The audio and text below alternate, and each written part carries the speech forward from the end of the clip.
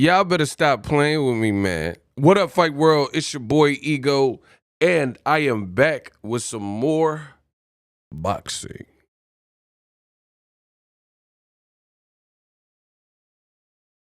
I said I'm back, y'all.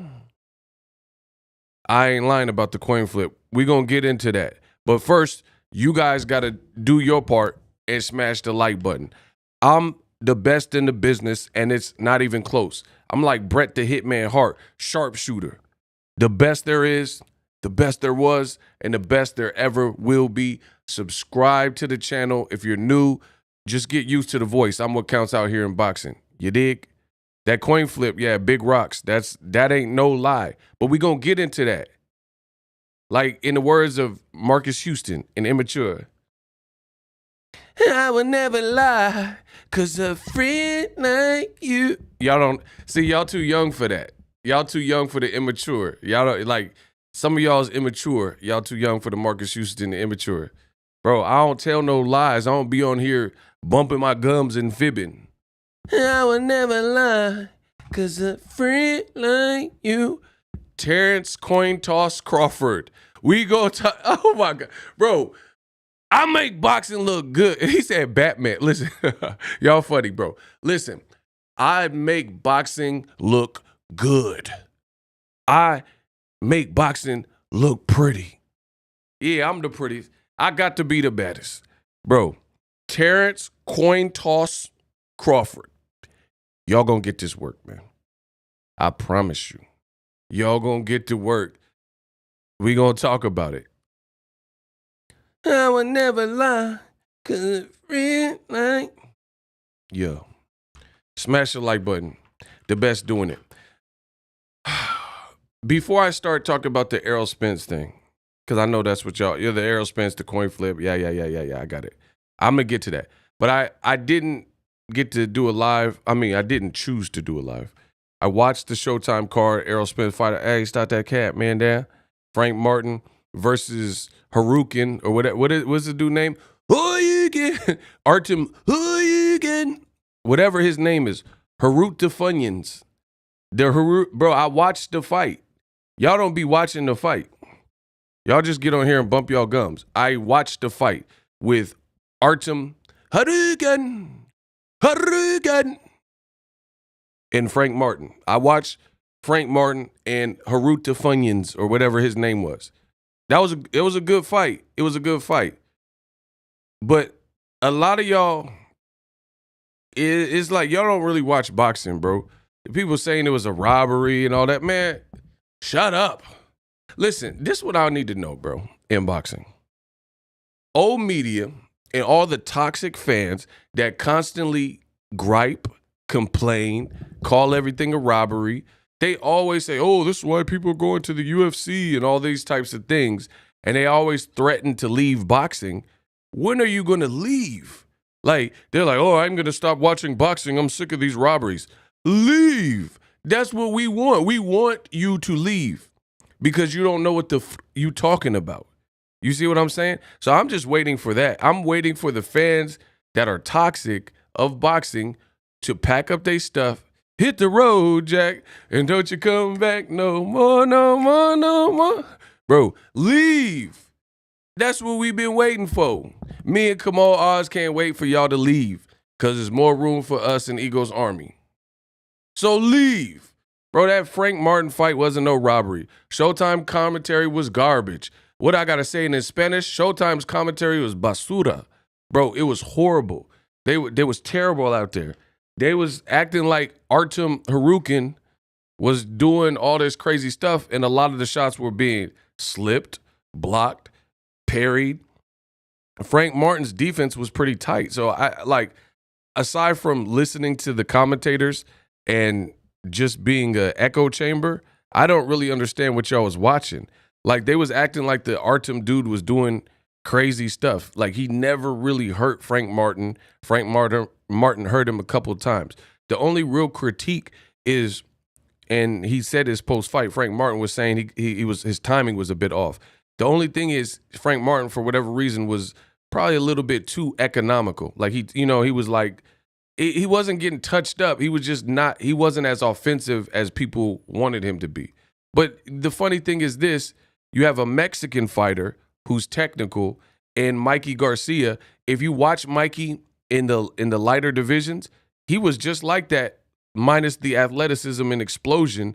And I don't know if his defense was quite as tight, but he was very economical with his punches. He wasn't like wasteful with his punches, like he wasn't doing all that, bro.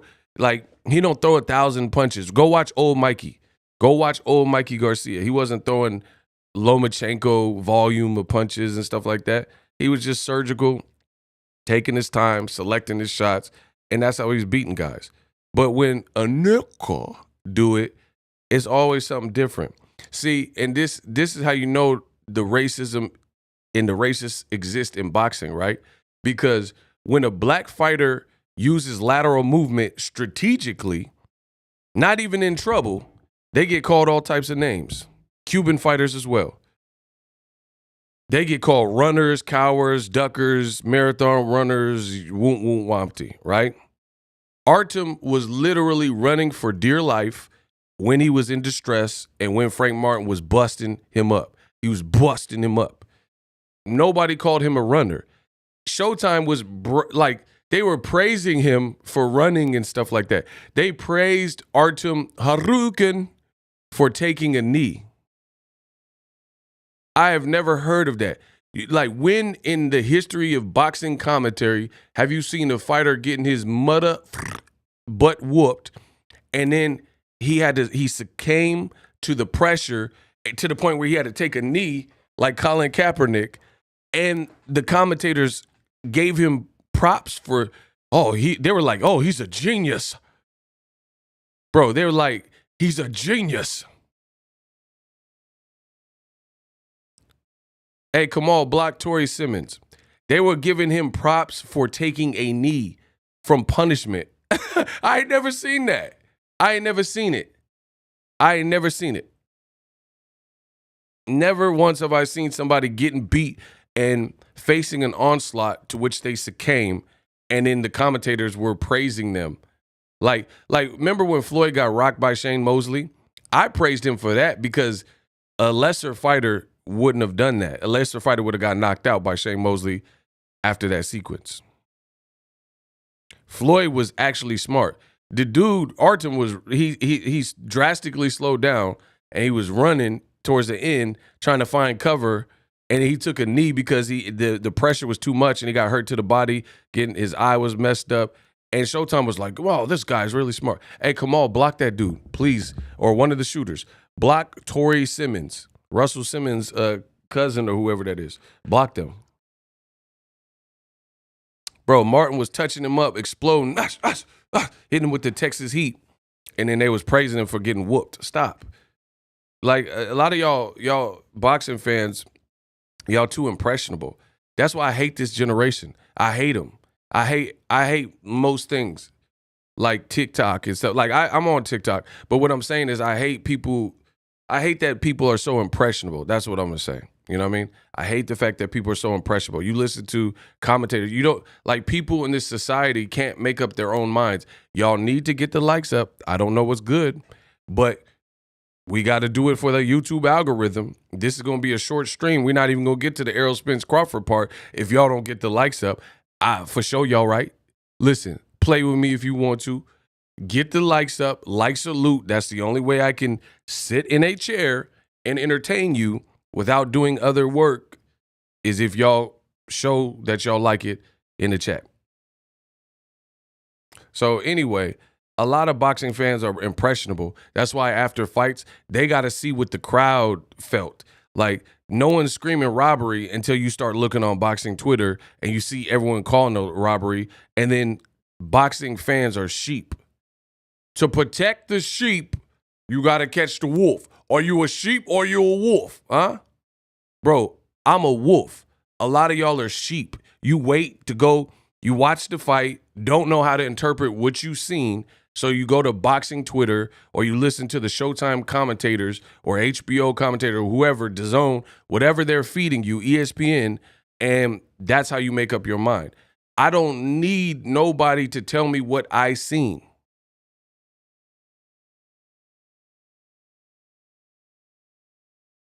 I don't.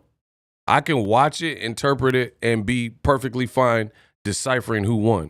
So that Frank Martin fight, it wasn't even that type of fight. It was just a good seesaw type of battle where the guy, there was lowered expectations because most people hadn't really seen him, but it was a good fight. But it wasn't no crazy like he was doing. Let's go. It was no crazy stuff like he was just mixing Frank Martin and Martin was drunk and falling. There was nothing like that, bro. It was a good back and forth little struggle in the early rounds. Frank Martin and his great coach, Derek James, said, man, come on, like, why are you not throwing enough punches? And then he stepped it up and almost stopped him right when he did that, period. You know, this only happens with black fighters primarily. Same thing happened with Jamal Charlo. When I was at that fight. When Jamal Charlo fought a late replacement because Willie Monroe, who's sparring Terrence Crawford right now, Willie Monroe failed a drug test and they canceled him off because it was Fox's first fight with the Charlo brothers, doubleheader, and Jamal Charlo fought Korobov, late sub, who was already on the card. Korobov did better than people thought in the early rounds, and he almost got his ass stomped and stopped in the 12th round. But because Korobov exceeded your weak expectations because you don't know about Korobov and you don't know he had an amateur pedigree, just like this dude, the Harukin dude or whatever the dude's name was that Frank Martin fought, just because you don't know, you didn't have no expectation for it. But me and Kamal knew, me and Ego's Army knew. If you look at all of my posts on social media while I was promoting the fight, I told you Frank Martin is fighting an undefeated Olympian and Olympic bronze medalist, right? So he had amateur pedigree and he came to fight. I had nothing negative to say about him.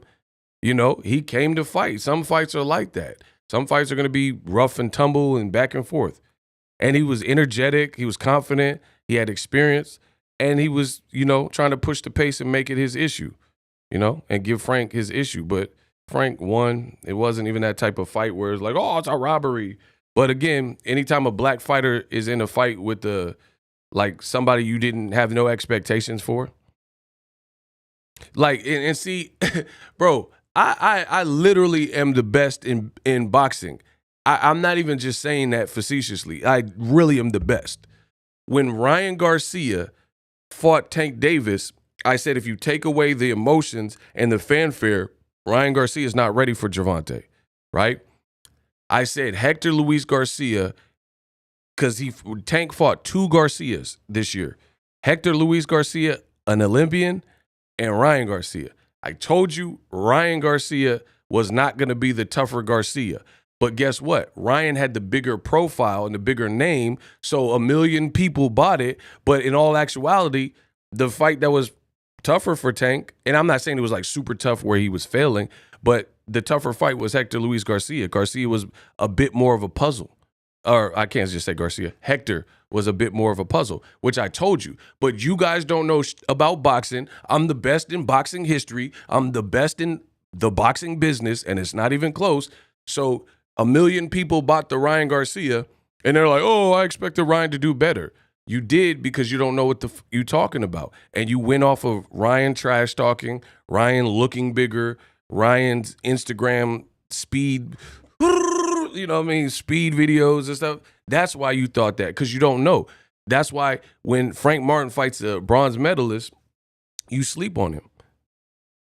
You sleep on him because you don't personally know him and you don't do your research. If I don't know somebody, then I usually won't say anything. If I haven't had time to properly research the fighter, because there's a lot of fighters that are good and you just may never have heard of them at that point. At a point, I mean, look at Manny Pacquiao. If you think about it, there was a point in time where Manny Pacquiao was fighting on, I think, HBO against the, rest in peace, to Ledwaba, the African dude, and no one knew who Manny Pacquiao was. And then Pacquiao went on to do all this great stuff. So you can't just sleep on a dude like Manny Pacquiao or a foreign fighter because you've never heard of him, or any fighter, just because you never heard of him. Because again, when Pacquiao fought Ledwaba, no one knew. I will beat Ledwaba. I believe my fight. Like nobody knew who he was, and he just broke through and came through crashing, and then did wonderful things. And 8 divisions later, and trophies, and fighter of the year, and trainer of the years, and all that stuff later. Now everybody know. I believe. I will. Manny Pacquiao from General Santos. Now you know who he is. So there's a lot of people like that, but y'all don't know boxing, and I'm sick of it. So just leave the sport. If you're not willing to grow with the sport, leave the sport. Stop playing with me. Keyshawn said Frank is food. Good for Keyshawn. I mean, at the end of the day, I would rate Artem Ledwaba over the people that Keyshawn fought. So again, a fighter's supposed to say stuff like, "Oh, no one can beat me." I don't care about that. The bottom line is, the Artem dude would beat anybody that Keyshawn fought. Like put Anthony Yidget after Rolly knocked him out. Put Anthony Yidget, whatever his name was, put him in there with Artem. That Artem dude could scrap. You know what I'm saying? It's like, bro, what are we talking about? Put Juan Carlos Borgos in there with the Artem dude and watch Artem catch a body. He was in there with a world-class fighter like Frank Martin. That's the only reason why he lost. If he was in there with Yidget, he would have won. If he was in there with Borgos, he would have won. So, I'm not really – the fighters, they're supposed to be confident. I don't really care about that. But, you know what I mean? At the end of the day, I put it this way. Keyshawn or whoever, they can say whatever they want because they're fighters and they want to fight. Cool. I ain't no beef with that. But if we're being honest, which I do on my channel, Frank Martin's last 2 opponents are better than any of Keyshawn's, his opponents at all. I would rate Michelle Rivera as a more dangerous fight when Frank Martin fought him in December of last year. And I would rate Artem Harutyunyan or whatever over anybody. Like, I think they were more formidable. Like, the reason Michelle Rivera looked like that is because of Frank Martin. Not because he's trash or nothing. He could fight. I've watched his, many of his fights. Nobody was checking for Yidget. Come on, stop playing, bro. And Rolly had already knocked out Yidget. But again, this is just like Bud Crawford, top-ranked matchmaking. So boxing fans, they get hyped. Y'all hyped because of, certain matchmaking. Like, if you make the matchmaking a certain way, then Crawford's going to look God tier. He's going to look God tier because he's an excellent fighter fighting other people who at the time aren't excellent fighters. They're not in the prime of their careers. They never were on his level. Like David Amnesia. He was never on Crawford's level to begin with, and he wasn't at no crazy point. Oh, he has 6 knockouts. Against who? Who he beat? Bro, if David Amnesia, if Avalanche was so great, then how come nobody in boxing was really hyping him up? I seen people hype up Conor Benn. They were saying, I'm really checking for Jaron Boots Ennis. I'm checking for Virgil Ortiz. Ain't nobody in modern boxing when Crawford fought David Avalanche was talking about David Avalanche is coming. The Avalanche is coming. Nobody said that. And Crawford still fought him. Stop playing with me, Smokey. Bro, nobody was talking about the Avalanche. They've been talking about Jaron Boots Ennis. So if you ain't fighting somebody like that, that's up and coming, then it's just a win. It's just a win. If Boots fought Crawford and Crawford did to Amnesia what he did to, or if he did to Boots what he did to Amnesia, then I'd be like, whoa, we got action. He slapped Boots. But that's not what happened. You slept avocado and turned them into guacamole. That's not the same. Bro, are y'all gonna give me credit if I bag a Kardashian or if I bag some bloated chick with a Carl's Jr. belly up the street? Man, come on, bro. Y'all gotta be better fans than this. Bro, if I bag Rihanna, I know you wanna see me naked. Bella, Ella, Bro, if I bag Rihanna, Riri, or I bag Precious, like, come on, what y'all gonna give me more credit for? Y'all some liars, bro. Boxing is full of liars. If Boxing Ego clap cheeks with Precious and then I clap cheeks with Rihanna, who you gonna give me more credit for? Clapping. Stop playing. This is simple arithmetic. Get my likes up. Ain't nobody gonna give me credit because I took down Rasputia. Take you down. I really wanna take you down and show you what. Don't stop, forget it. Keep playing with it, bro. If I Chris Brown take down Rasputia, ain't nobody gonna give me no credit. If I take you down, I really wanna take you down. Don't stop, get it, keep playing with it. Bro, y'all stupid as hell. Oh my God, bro. If I Chris Brown Precious and Rasputia versus Rihanna and Selma Hayek, you're not going to give me the same credit. That's why I'm not giving Bud the same credit. I said around two things that can happen at the time of the hour. So baby, after we get out the shower, you can raise me to the bed, turn on my light. Oh yeah, I can hear your body calling. We gonna get freaky. Bro, you know, bro, darling, you know what time it? I'ma do it. Read them in it when it kind does it, and I'ma leave it in, bro. Oh my gosh, bro, y'all crazy.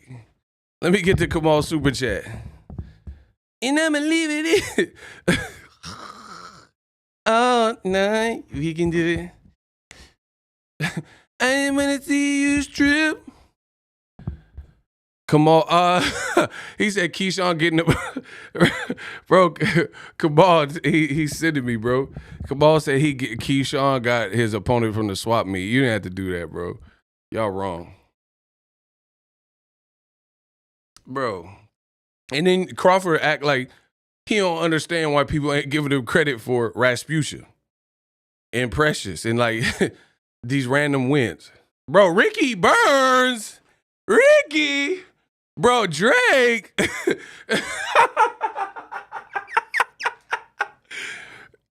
Ricky Burns. Drake. Bro, honestly. Ricky Burns. Like, hold on. The Bud Buddies. This is real. Listen. Ricky. Bro, he could have fought Ricky Tan from Rush Hour. Man, get up, dog. Let's go. Ricky Tan. Bro, I would have gave Bud more credit if he fought Ricky Tan. Come on, dog. Get up, dog. Let's go. Huh? Ricky? Huh? Bro, he could have fought Ricky Tan. Ricky Tiki Timbo. Anybody. Ronnie, Bobby, Ricky, and Mike. He could have fought Ricky Martin, Kamal said. Living la vida loca.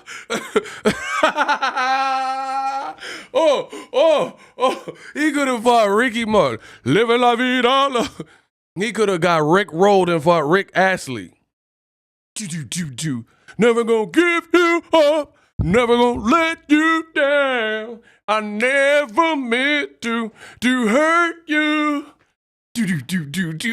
Bro, he could have fought Ricky from Boys in the Hood. Stop playing with Ricky Henderson with the Oakland A's. Yeah, shout out to Oakland, shout out to Oaktown. Oakland definitely the house. He could have fought Rick Ross. I like purrs. Ooh, ooh. Wing step. Ooh. Bro, any Ricky, I would have gave you more credit than Ricky Burns. You keep steady talking about steady. Oh, you keep steady talking about Ricky Burns, bro. Yeah, Bay Area. Let's get it. You still talk about Ricky Burns. You still talk. That's like me talking about an ex-girlfriend that wasn't that bad. Like, come on, bro. Bro, if you had a girl that was like less than mid and you had like smashed in like when Chingy was out, I like the way you do that right there. Bro. Bro, you smashed a chick when Chingy was out. Pick me up if you want to come roll with me. And you was my lady. Pick me up if you want to come roll with me. It was word how we met, huh? She was with her mom at Bank. I'm with my son, Cash. Bro, you smashed a chick that was mid to below mid whenever Chingy was out. At the Holiday Inn. And you want credit in 2023 for that? Bro, boxing is a what have you done for me lately sport. Janet Jackson told you that. What have you done for me lately? Do. He's still talking about these names that no one ever cared about and still don't care about. In Django, Blood Diamond. You took everything. You fought Blood Diamond on Dead Homies. You fought Jimin Hansu. You took everything. Bro, he was hot. Bro, Amistad got hot in that Blood Diamonds, though. You took everything. Bro, this is who you fought. Don't blame me. Blame my mama. Thug Nature. Bro, that's who you fought. Shout out to Jose. He said, payday. Hey, y'all want pay? Payday. You want payday? I know that. Payday. You. Payday. Bro, come on, what's up? It's the kid Payday. with the most paydays. I'm back with the most paydays. There's no one in boxing that's getting the paydays like your boy Ego. Let's get it. Gang. Bud want credit for old payday. Like, bro, this is so funny. All right. Title of the video. Let me talk about that, guys, because I know that's what you want to find out about. Hey, start that cat. Errol Spence, he was in Las Vegas. He's finished his camp there. Man Down Promotions. Frank Martin just fought. I talked about that at the beginning. Check that. I made a video about it. You guys got to watch all the videos. I'm dropping heat. I'm dropping nothing but heat. It's okay. I'm dropping nothing but heat. I'm the best in the business. So Errol Spence was supporting his man and fighter, Frank Martin. They did a media scrum. They caught up with the boy, Errol Spence, because, again, he's in town for his fighter. And Errol Spence admits that Terrence Crawford had crazy demands. You can check out Fight Hype. They got the video. And others. One of these demands from the boy, Terrence Crawford. This going to be a good...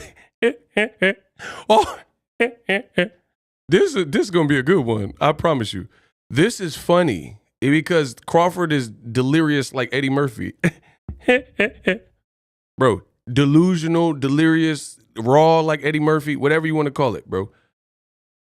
Crawford, bro, listen. This man Crawford did not sign the contract without certain demands being met. Errol Spence says one of those demands was we have to flip a coin like it's the NFL. We have to, like Harvey Dent, Two-Face. Y'all acting Two-Face, get my likes up. They got to do a Harvey Dent and flip a coin to determine who gets to walk out last. And he like, I just gave it to him because I just wanted to make the fight. But for real, I'm just paraphrasing. For real, I am the A side. Like Nas said, I am the truest. Name a channel that I ain't influenced. Bro, listen, when it come to boxing, I am the truest. Name a channel that I ain't influenced. He said, I'm the A side for real, so it shouldn't even be all that. But to secure the fight, I had to give into these demands. He also said he had to incentivize him with more millions. Bro, Bud is the B side. I kept telling you, B side Bud. So basically, it sounds like Bud was going to walk. And if you look at my channel, I was doing videos about that. There were reports coming out that said that 10 sources told him that one side is causing a ruckus and preventing the fight from happening with crazy demands. So it all adds up. People are like, oh, you're an aerosexual and all this other goofy stuff. But everything chronologically adds up to the story. So it's not about picking sides. It's about this puzzle piece fits to what the real problem is. Point blank. Period. Bro, a coin flip, dog? Hey, Eric. Bro, a coin flip. When you're the A side. This is unheard of stuff. They got this fight because I really wanted it, so I was. Was it some of the like percentage or money or just ring walks or just like what we're just curious on how you were able to make this fight materialize? Because it seems like you kind of made the fight. Yeah, definitely. Percentages, even ring walk, we gotta flip a coin to see who's gonna walk last. So it was just stuff like that. Even though on the A side, I gotta flip a coin. Is it on the night? Yeah, is it like? Bro, he said, even though I am the A side, I have to flip a coin. He said percentages. He was mad at the percentages. Bro, he difficult to deal with, which is what your boy Ego said. To begin with, I am the best in the business, and it's not even close. Bro, why does the A side have to? Hold on, let me get to Kamal Oz, because the money keep coming in. Kamal says Bud wants praise for beating Forrest Whitaker. Bro, he fought Forrest Whitaker and Jason's Lyric. Oh, Mad Dog. Oh, bro, remember when he slapped the mama? Bro, Kamal said Bud wants Crawford for beating Mad Dog from Jason's Lyric, Forrest Whitaker. Mad Dog don't play. Oh, bro, he slapped her crazy. Shout out to Jason's Lyric. Don't make me do this, Jay. Bro, I love that movie. Why did Alan Payne hold the blick to the ceiling? Do y'all remember that part at the end of the movie where Bo King was finna clap Jada Pinkett Smith? And Alan Payne, bro, Jason had the blick behind his back. He was like from right here with the blick. Bro, he was right here with the blick behind his back. And then he said, don't make me do this, Jay. And the blick was pointed like you trying to shoot the ceiling fan. Bro, watch that scene. Jason, he didn't want to clap his brother, bro. He was trying to shoot the spackle off the ceiling, the asbestos. Bro, he was trying to shoot the ceiling fan because he said, don't make me do this, Jay. And the gun, you trying to shoot SpaceX, Elon Musk and them. Why was the blick? Bro, I promise you, if you watch Jason's Lyric, just watch how he had the blick angled. It was so weird. Don't make me do this, Jay. Like, bro, y'all ain't never hold no gun before. Bro, come out to the Bay. I'll show you how to hold them things, bro. Y'all don't know how to hold the blick. That's what it is. Like, don't make me do this, Jay. Bro, you trying to shoot Han Solo. Who you pointing at? Bro, why does Errol Spence, back to it, why does Errol Spence, the A side, and we all know he's the A side.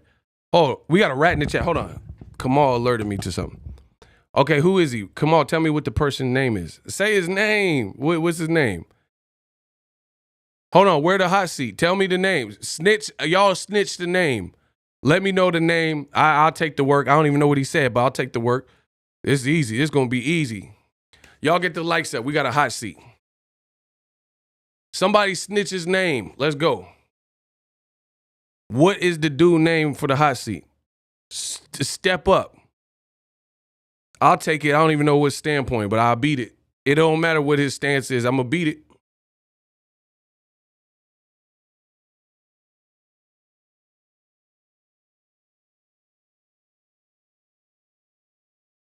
Why won't y'all tell me who this person is? Get the likes up.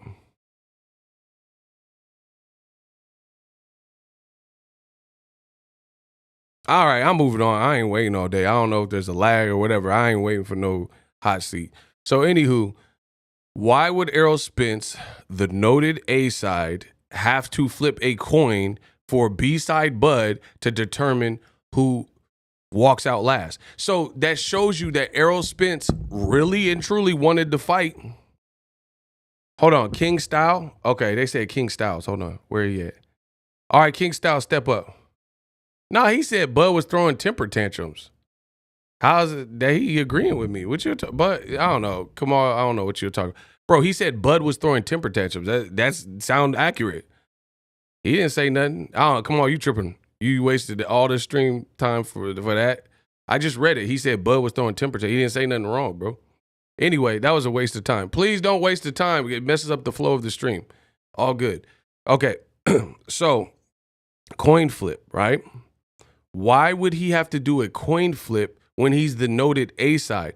That shows you how bad, win, lose, or draw, I respect Errol Spence because he's the one that's giving concessions that he really doesn't have to give. But that sounds like diva demands. Like, bro, there's a time and a place where you could be the A side versus 50 dudes. You fight one guy, that guy has built a different, allegiance to his brand and a different popularity with the stats and the analytics and the impressions and the numerics and the butts in the seats. You will be the B side to him. It's okay. It doesn't mean it's going to be the case with everybody, but in this instance, you're the A side, you're the B side. So why does Bud think I told you, okay. Don't lie on me either. Did I tell you guys that it was B side Bud and he thinks he's the A side? Just answer that. Yes or no. Have I been telling you before Errol just said this? Have I been telling you that Crawford thinks he's the A side in the equation, but he's not, and this is part of the holdup? Okay, shout out to Cursor. I told you, it's like a court case. I just want a fair shake. So do it look like I was lying? Does it look like I'm left off bad and bougie when the information comes out and it looks like I was 100%? The other reason you guys have to do a little bit of research like I do a lot of it, and I make it look easy. But how come when Errol is saying these things, it's never denounced or refuted by Bud Crawford? Because he knows that Al Heyman and Errol Spence have the power to man down him with receipts. That's why he's not saying anything. That's why he doesn't want to talk about what the holdup was. Bro, listen. Bro, if I'm lying, I'm flying. Listen to what I am saying. I am the best doing it. I am the truest. Name a channel that high in influence. Listen to what I am saying. All Access episode 2. Errol Spence was with the Pivot podcast. They were asking what took so long in negotiations for the fight. How come Errol has no problem talking about it? When it comes to Crawford, you listen to the LA and New York press conference. When the media would ask Crawford what took so long for the fight, he refuses to answer. Terrence Crawford would be like, it doesn't even matter now. July 29th, no. They want to know. Why can't you answer the question? When Terrence Crawford was with Charlemagne and DJ Envy on The Breakfast Club, that question came up again because everybody knows what the delay was. So that's why they're asking Crawford more than they're asking Errol Spence, right? When he was on The Breakfast Club, but it doesn't matter what happened then. It just matters that the fight is happening now. Bro, so you wasted everybody's time, lied and said Errol Spence and PBC and Al Heyman didn't want it, said Errol Spence was ducking, and then you said, oh, if you think he's ducking, you're a fool. Bro, this man is all over the place. Yeah, how convenient. In the words of Tupac Shakur, my favorite rapper of all time, ninjas love to scream peace after they start some ish. Bro, the man is all over the place. Why won't you answer a question? If you know it's not you, if somebody said, if your parents said, hey, did you eat the cookie? And you know you did not eat the cookie, so you're not going to get in trouble, then why would you have a problem talking about it? Like, oh, I don't really want to talk about it. Bro, no one's going to do that. just regular human nature and human psychology. If there's something that your parents are questioning you about, did you leave? Did you sneak out last night? And you know you didn't sneak out, then why would you be afraid to talk about it? Why would you start shaking? These types of things.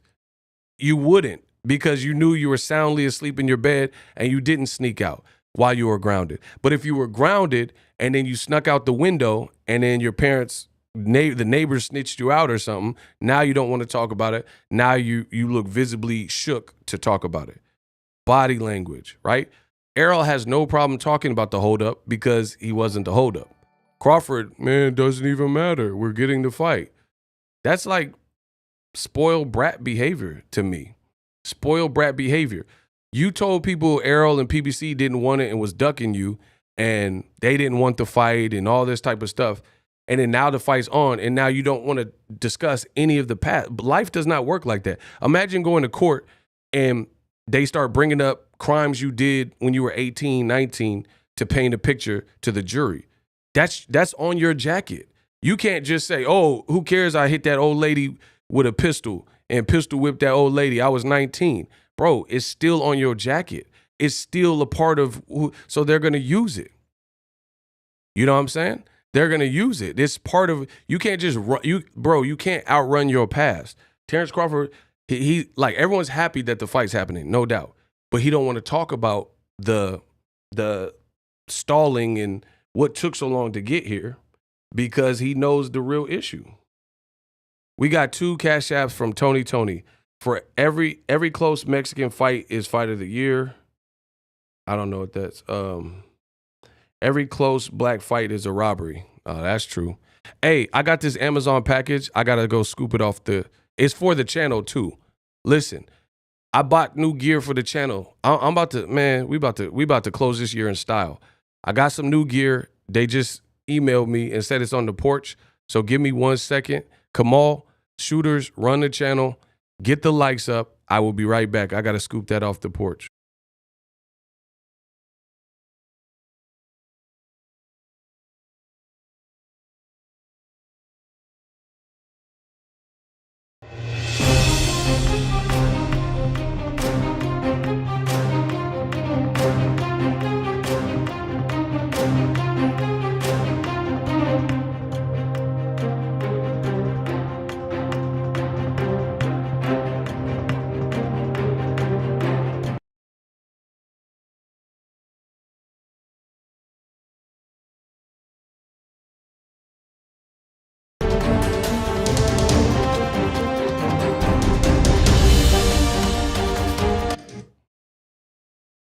Yo, we got to get the likes up. I don't know what the deal is. The likes should definitely be higher.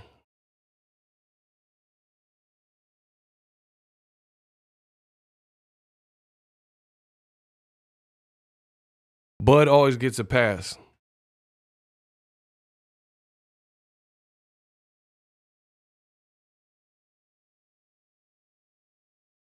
He said Bud always gets a pass.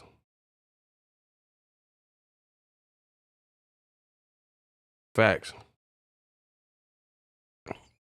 And you know what the funny thing is? When it comes to this Bud conversation, the Bud buddies, I feel like they're showing their fear. I really, truly believe that. Like, if you listen to Errol Spence fans, like, or I can't even say fans, but people picking Errol Spence, right? Because you don't have to be a fan to pick somebody. Errol Spence, the people who are picking him, they don't seem uptight. They don't seem angry. They don't seem aggy. They don't seem frustrated. They don't seem like hostile, right? Look at the Bud Crawford fans. Look at him right there. Errol getting knocked out. Look, I told you. Aggression. It's never nothing reasonable like, oh, Errol's a good fighter and, you know, I think Bud bests him. I think Bud will beat him. I think it's always like, oh, Errol getting knocked out. Oh, you Errol sexuals. Oh, Errol drunk butt is getting stretched. Like, it's always like some extra over the top stuff. So what I've gathered in my life, you know, coming up in California, being a part of this NorCal Bay Area, West Side, is the people that do a lot of the barking and over. It's like more often than not is false prophets and fake confidence. You know what I mean? Like I never seen somebody like look so overtly like fearful than a person who's actually truly fearful. Like they do little things that you could tell that the person, because it's insecurities and they seep through your pores and you can tell that they're insecure, right? Hey, block my YKS or whatever his name is. Block him. Yeah, don't you ever backtalk me. You heard that? That mean run. Block my YKZ. Bro, you insecure at life. You heard that? That mean run. Hey, get rid of him. Did y'all get him?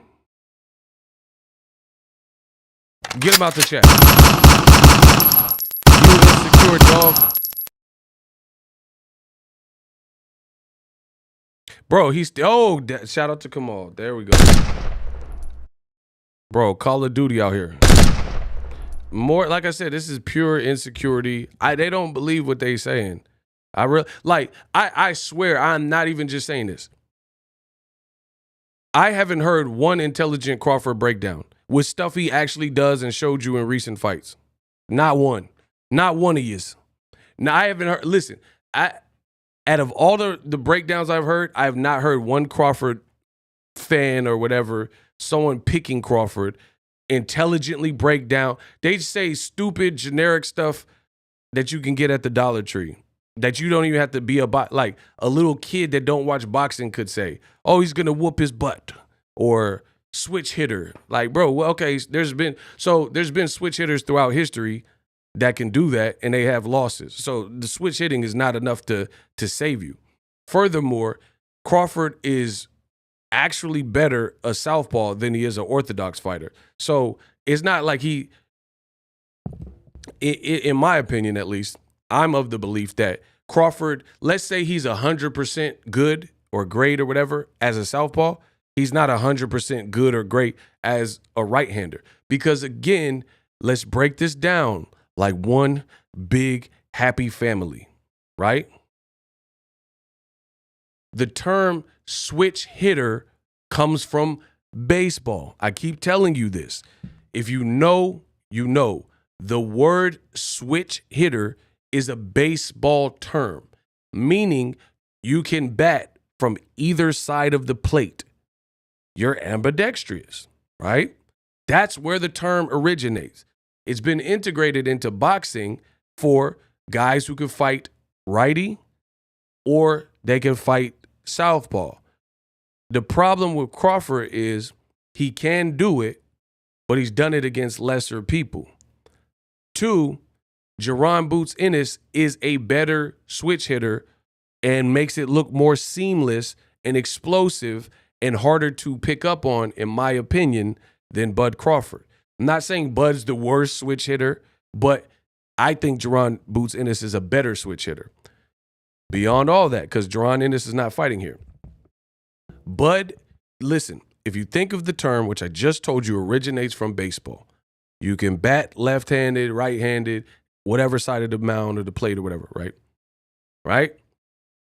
The thing with switch hitting is typically from what I've seen in Bud Crawford fights, some fights he'll start as a right-hander and then he'll start getting touched up or not getting the looks and not like moving and pushing the pace as much as he would like. Then he switches his stance to southpaw. The problem is that switch or that surprise is different when you're fighting a right-hander versus a bigger, natural southpaw. So guys like, let's say Kell Brook, he's a right-hander.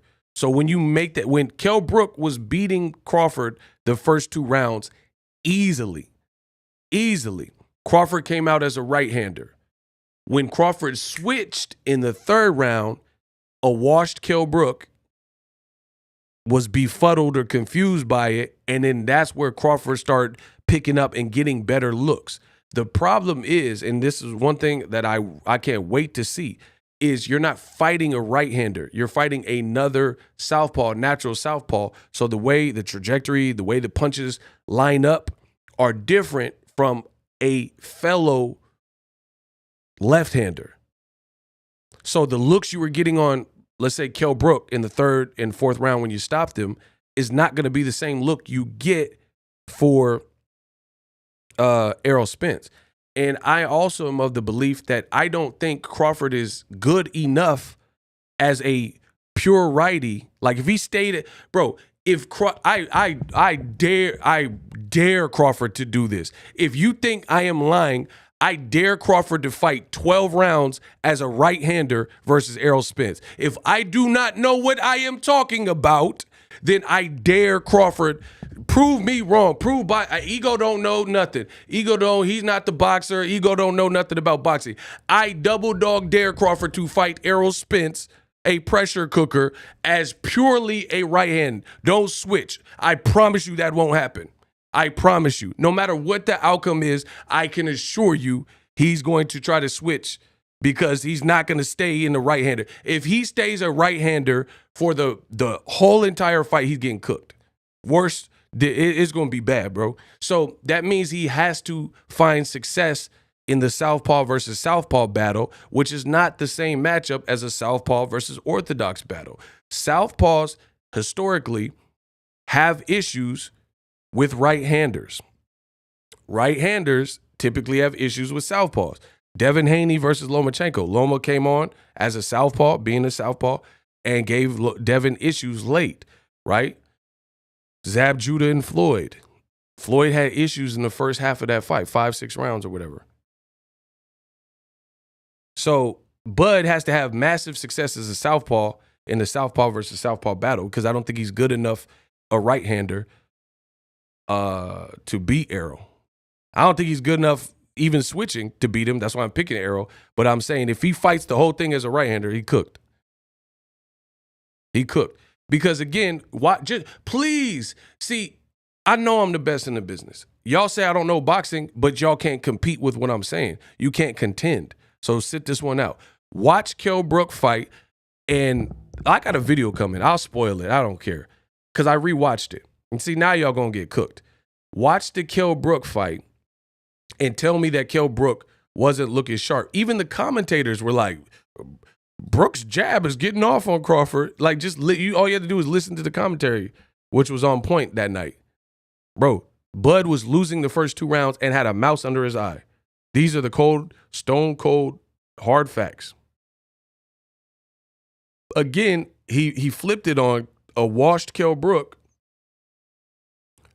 and confused him when he switched to southpaw. I don't think Errol Spence will have as hard a time adjusting to fighting another southpaw as an orthodox fighter would have towards fighting a southpaw. You see what I'm saying? Because the way the punches line up is just it's a different game. Bro, everybody that say, oh, Ego, you don't know. Oh, really? Bro, tell me you're not getting touched up by Kell Brook as a right-hander. Tell me he's not getting touched up. Okay. Tell me he's not getting touched up. I told you I got a video. Kell Brook was jabbing to the body, something Errol Spence does, and he was jabbing Crawford face off and hitting Crawford at will. Bro, tell me I don't know boxing. Okay. Look, this is Bud the right-hander. So again, y'all keep talking about this switch hitting stuff. Y'all don't know what you talk about. Yes, he switch hits, but he's not as good as he is a southpaw. Bro, this might not be the fight y'all expecting. Bro, these pictures will tell you what I'm talking about. Look, you see round 2. This is round 2. It was the third round when he made the switch. Look, bro, Brook, and I don't even, and the sad part about it is this ain't the Brook, to me, this ain't the Brook that Errol Spence fought. Because it was like 3 years later, he probably killed himself to make weight. This might be a bad, like, bro, I'm telling you, stylistically, this is a bad matchup for Crawford. Stylistically. Just like I would say the same thing for Pacquiao. Pacquiao was supposed to fight Errol. That's a bad, certain matchups just aren't good for the fighter. So again, I'm welcome to be wrong. Crawford can prove me wrong if he's able to do it. But the way I see it, I think this is a terrible matchup for Bud Crawford. And the thing is, this is why I keep saying, it brings me back to this. People keep telling me what Bud will do, but you can't name the fight that he did what you're saying he's going to do to Errol recently. Like, people are like, oh, he's going to knock him out in the first round. Who is he knocked out in the first round? You see what I'm saying? So again, it's boxing. Anything can happen. I get that. But if you're going off of a reasonable two elite fighters fighting, why would you predict that? What made you go with that? Like, Errol's getting knocked out in one round. Again, it could happen. But why would you predict that? That's all I'm asking. Why would you predict? Like, Crawford is not Wilder. So why would you expect him to knock him out? Mean Machine fought Virgil Ortiz Jr. and Bud, got stopped by both, and did interviews that you can find on YouTube, and he said Virgil hits way harder than Terrence Crawford. So, again, anything can happen in boxing, but for me, conventional wisdom wouldn't suggest that Bud gets an early stoppage unless Errol's out there making crazy mistakes, which he's fundamentally sound. So, again, usually opening rounds typically are filler rounds in these big elite fights. So I don't really see that happening. You dig what I'm saying? So it's like, I literally, I'm not even mad if you're picking Crawford, but give me something. Tell me why you're picking him. Tell me why you like this matchup for him. He's 35, 36. He has gray hairs in his beard, right? And I'm just telling you that because he's about to fight a guy like Errol Spence, who's known to break people down. So he's not like this spring chicken of fighters like Jaron Ennis or something. And the other thing is, the resume is definitely lacking to Errol Spence. While Crawford fans are making fun of the mouthpiece fiasco with Ugas, which Errol Spence has explained several times, I like that for Errol. I like the fact that his mouthpiece fell out and he went through that, because he rose to the occasion, and then from that point, he started to beat the out of Ugas. Ndongo was an extra on Tears from the Sun with Bruce Willis. Facts. You guys, many of you don't know about boxing. So you guys just go for low-hanging fruit. Oh, Errol almost got knocked out because you don't like him. You hate PBC. You hate black fighters. You hate Al Heyman. Whatever, right? I like the fact that his mouthpiece, because that shows me about the fighter's character. I like the fact that Floyd got rocked versus Shane Mosley. I like stuff like that. I like that DeMarcus Corley and gave him a run for money. Zab Judah was besting him. I like the fact that Floyd Mayweather and Cotto had his nose bleeding. Maidana gave him a cut on his eye and is an extremely rough customer. Because I'm a boxing fan, so one, it shows that he's in there with real competition. Two, it shows me the character of the fighter. That's it. Like, it shows what that person's about. Errol mouthpiece, and then he like laughed it off and then started getting busy on Ugas. That shows me what he talking about. Bud Crawford, like, I haven't seen those levels of adversity. You've seen little spot Gamboa. That was in 2014 against a smaller guy. Mean Machine dropped him, right? Sean Porter, it was pretty neck and neck, close fight, we'll say. But we haven't seen him like Errol Spence broke your orbital and you still got to finish 5 rounds, or your ribs are broken, or like you're like, I think Crawford's a front runner, bro. And I'm going to explain that. Boxing fan Anthony, 5 pound, appreciate you. I want Bud to win, but my brain is telling me EJ is going to win. Too much pressure and size. I saw some slippage from Bud in his last fight too. See, there's some reasonable comments. If you watch the David Amnesia fight, prior to Bud immensely stepping it up, when the gloves exploded for whatever reason, it's like Amnesia wasn't getting blown out. So that slow start for Crawford, that's not going to work versus Errol Spence, bro. He said Bud had the sloppiest footwork in BLK Prime.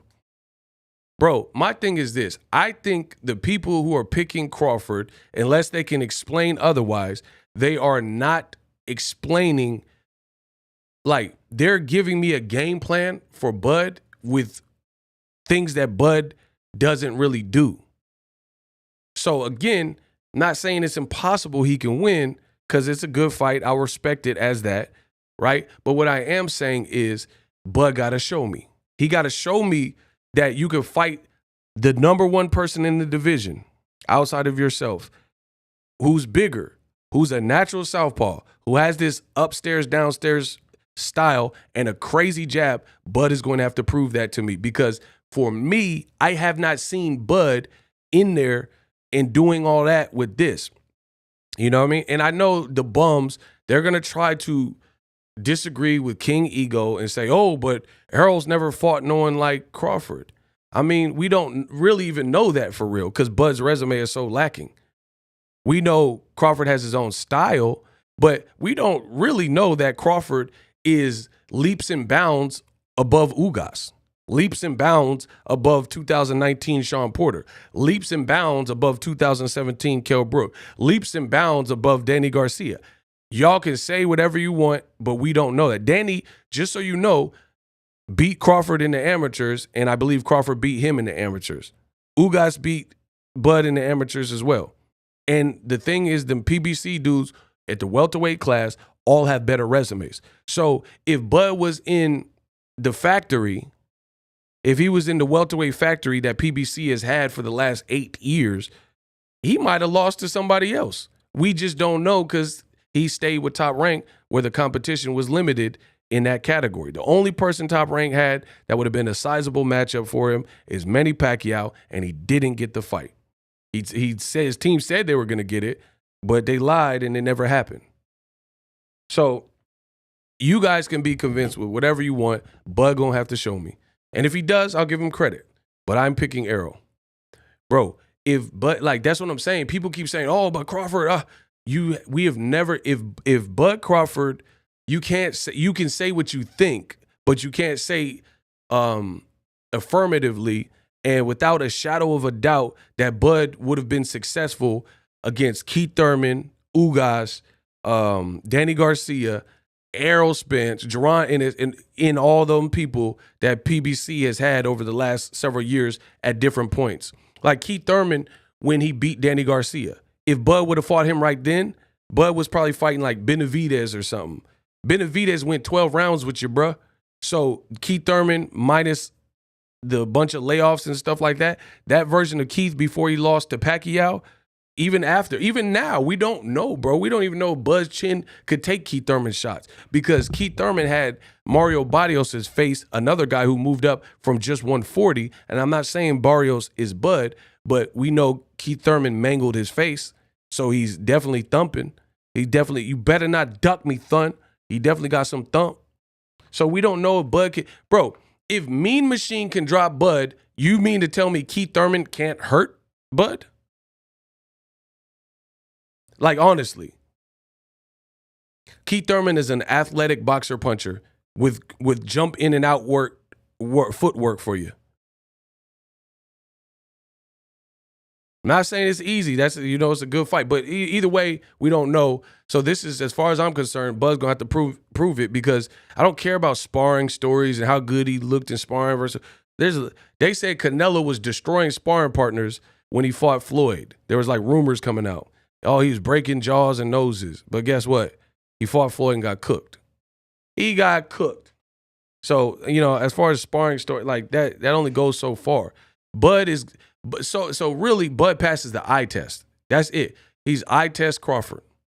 He passes that, but beyond that, he hasn't been tested, bro.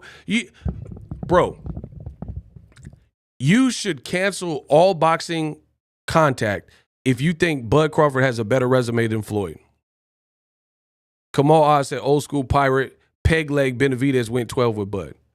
Bro, if you believe Bud's resume, we'll not even say Floyd's whole thing.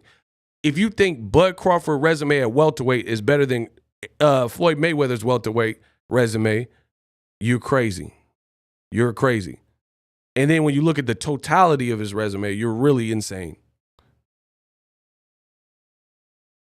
Listen, I'm not here for no games. Somebody hand over heart explain to me if you think Bud's resume is better than Floyd Mayweather. I don't care. See, that's what I'm saying. Y'all like say whatever. Oh, but he got an SB. I don't give about no SB. Ronda Rousey got an SB. She was getting cooked.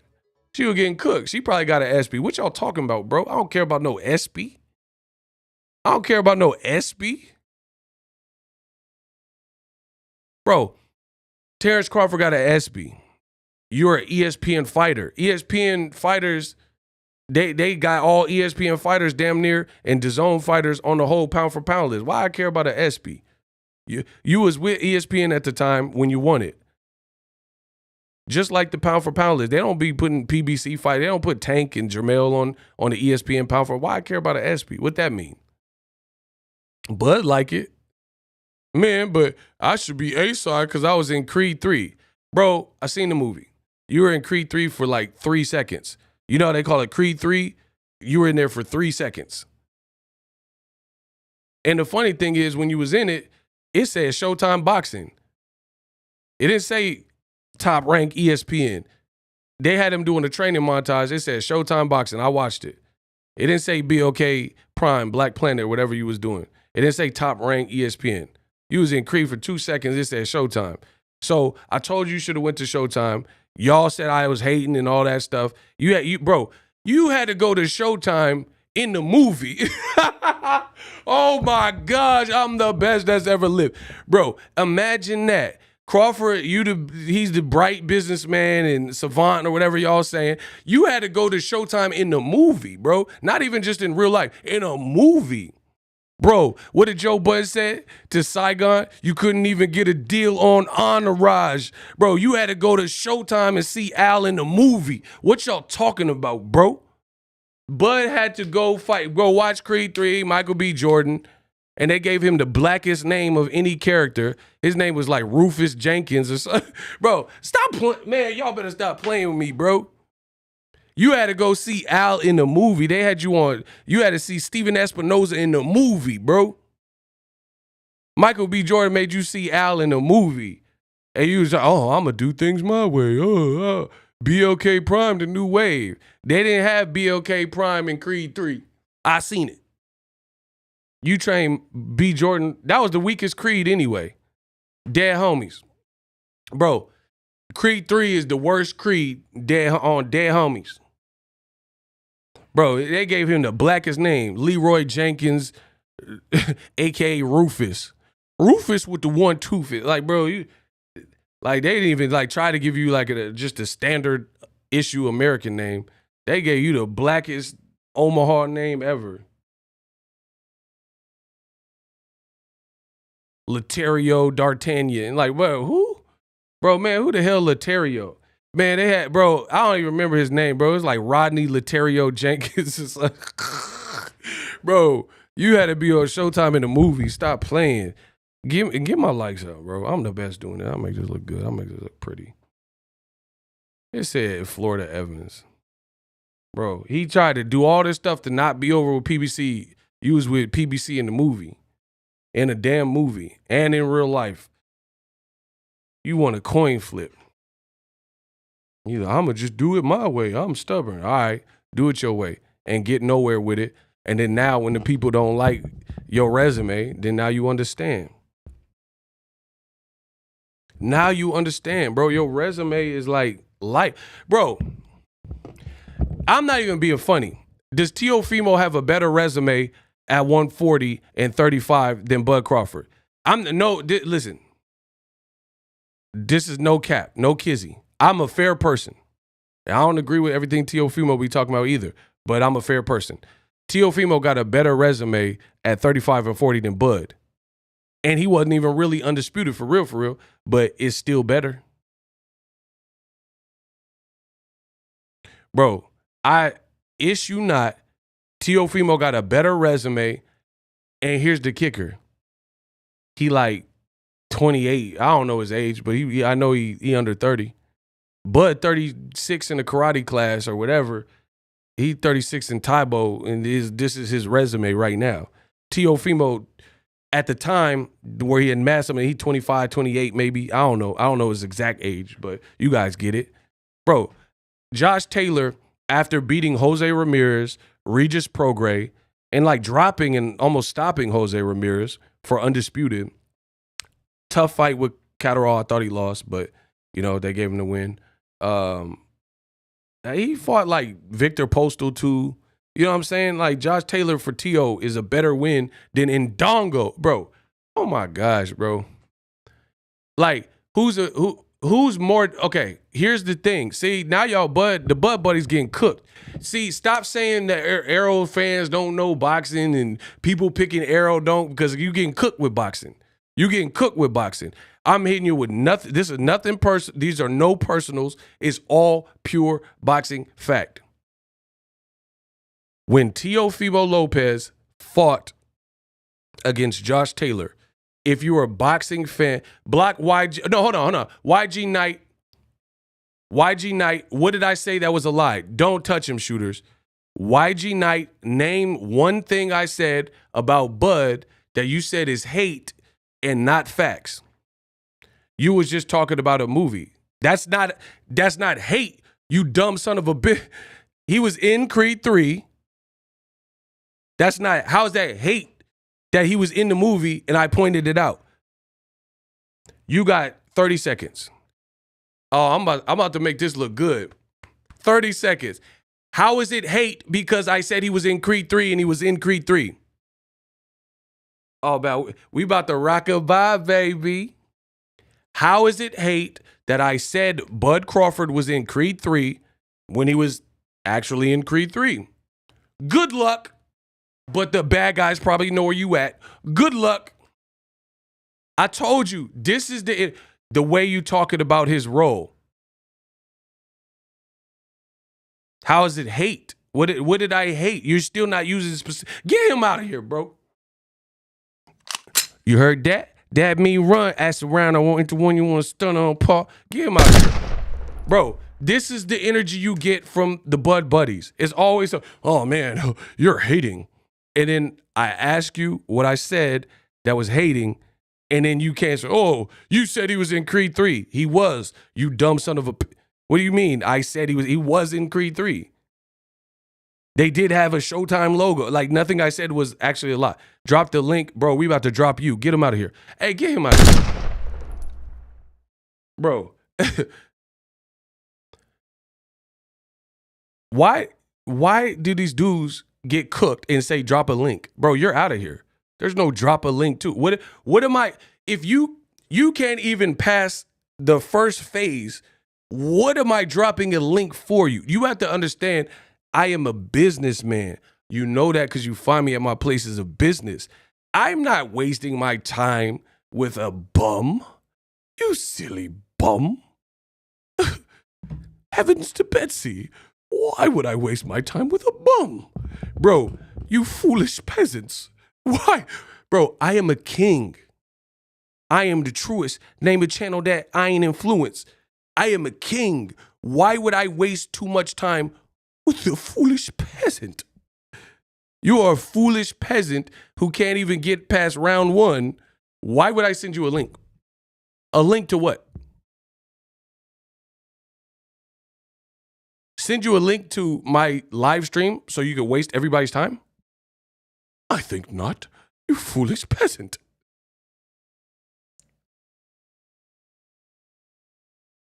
See, Alex Brown is telling you the real deal. Bud had a 5-second cameo in Creed 3, and they had an all access, which says Showtime. Then he had 3 seconds sparring with Creed. That's what I'm saying. That's literally what it was. You were in the, bro, the white chick, what's her name? The Mitt Queen, she was in the movie longer than you. The Mitt chick, the Mitt Queen, she was definitely in the movie. Bro, you had the shortest the shortest portion in the whole movie. That's not hate, there, bro. He had the shortest part. I was looking for Bud. I was like, where'd Bud go? It was like, where's Waldo? I watched the movie in the theater. I supported it. He had the shortest part of the whole movie. Bro, he had Cuba Gooding Jr. part in Coming to America. Remember when Cuba Gooding was in the bar? See, some of y'all don't even know. See, you like Cuba Gooding Jr. and Coming to America. He wasn't in that. My point exactly. He was in it, but he was just in the barbershop and he didn't say nothing. That's Bud. Bro, Bud is Cuba Gooding Jr. Show me the money. When he was in Coming to America, you had no speaking lines. The credits gave you the blackest name ever, Latarian Jenkins or whatever, and you didn't speak to none of the main characters. Like, you could have just, like, bro, you could have said something, bro. Bro, Bud was in a Charlie Chaplin movie, Dead Homies. It was a silent film.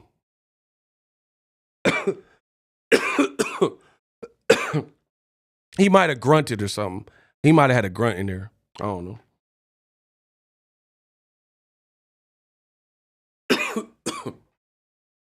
I think he grunted.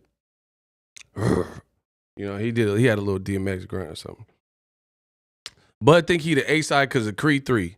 He won a coin flip because of Creed. Man, Errol ain't been in Creed 3 with Michael B. Bro, that was the worst Creed. Stop playing.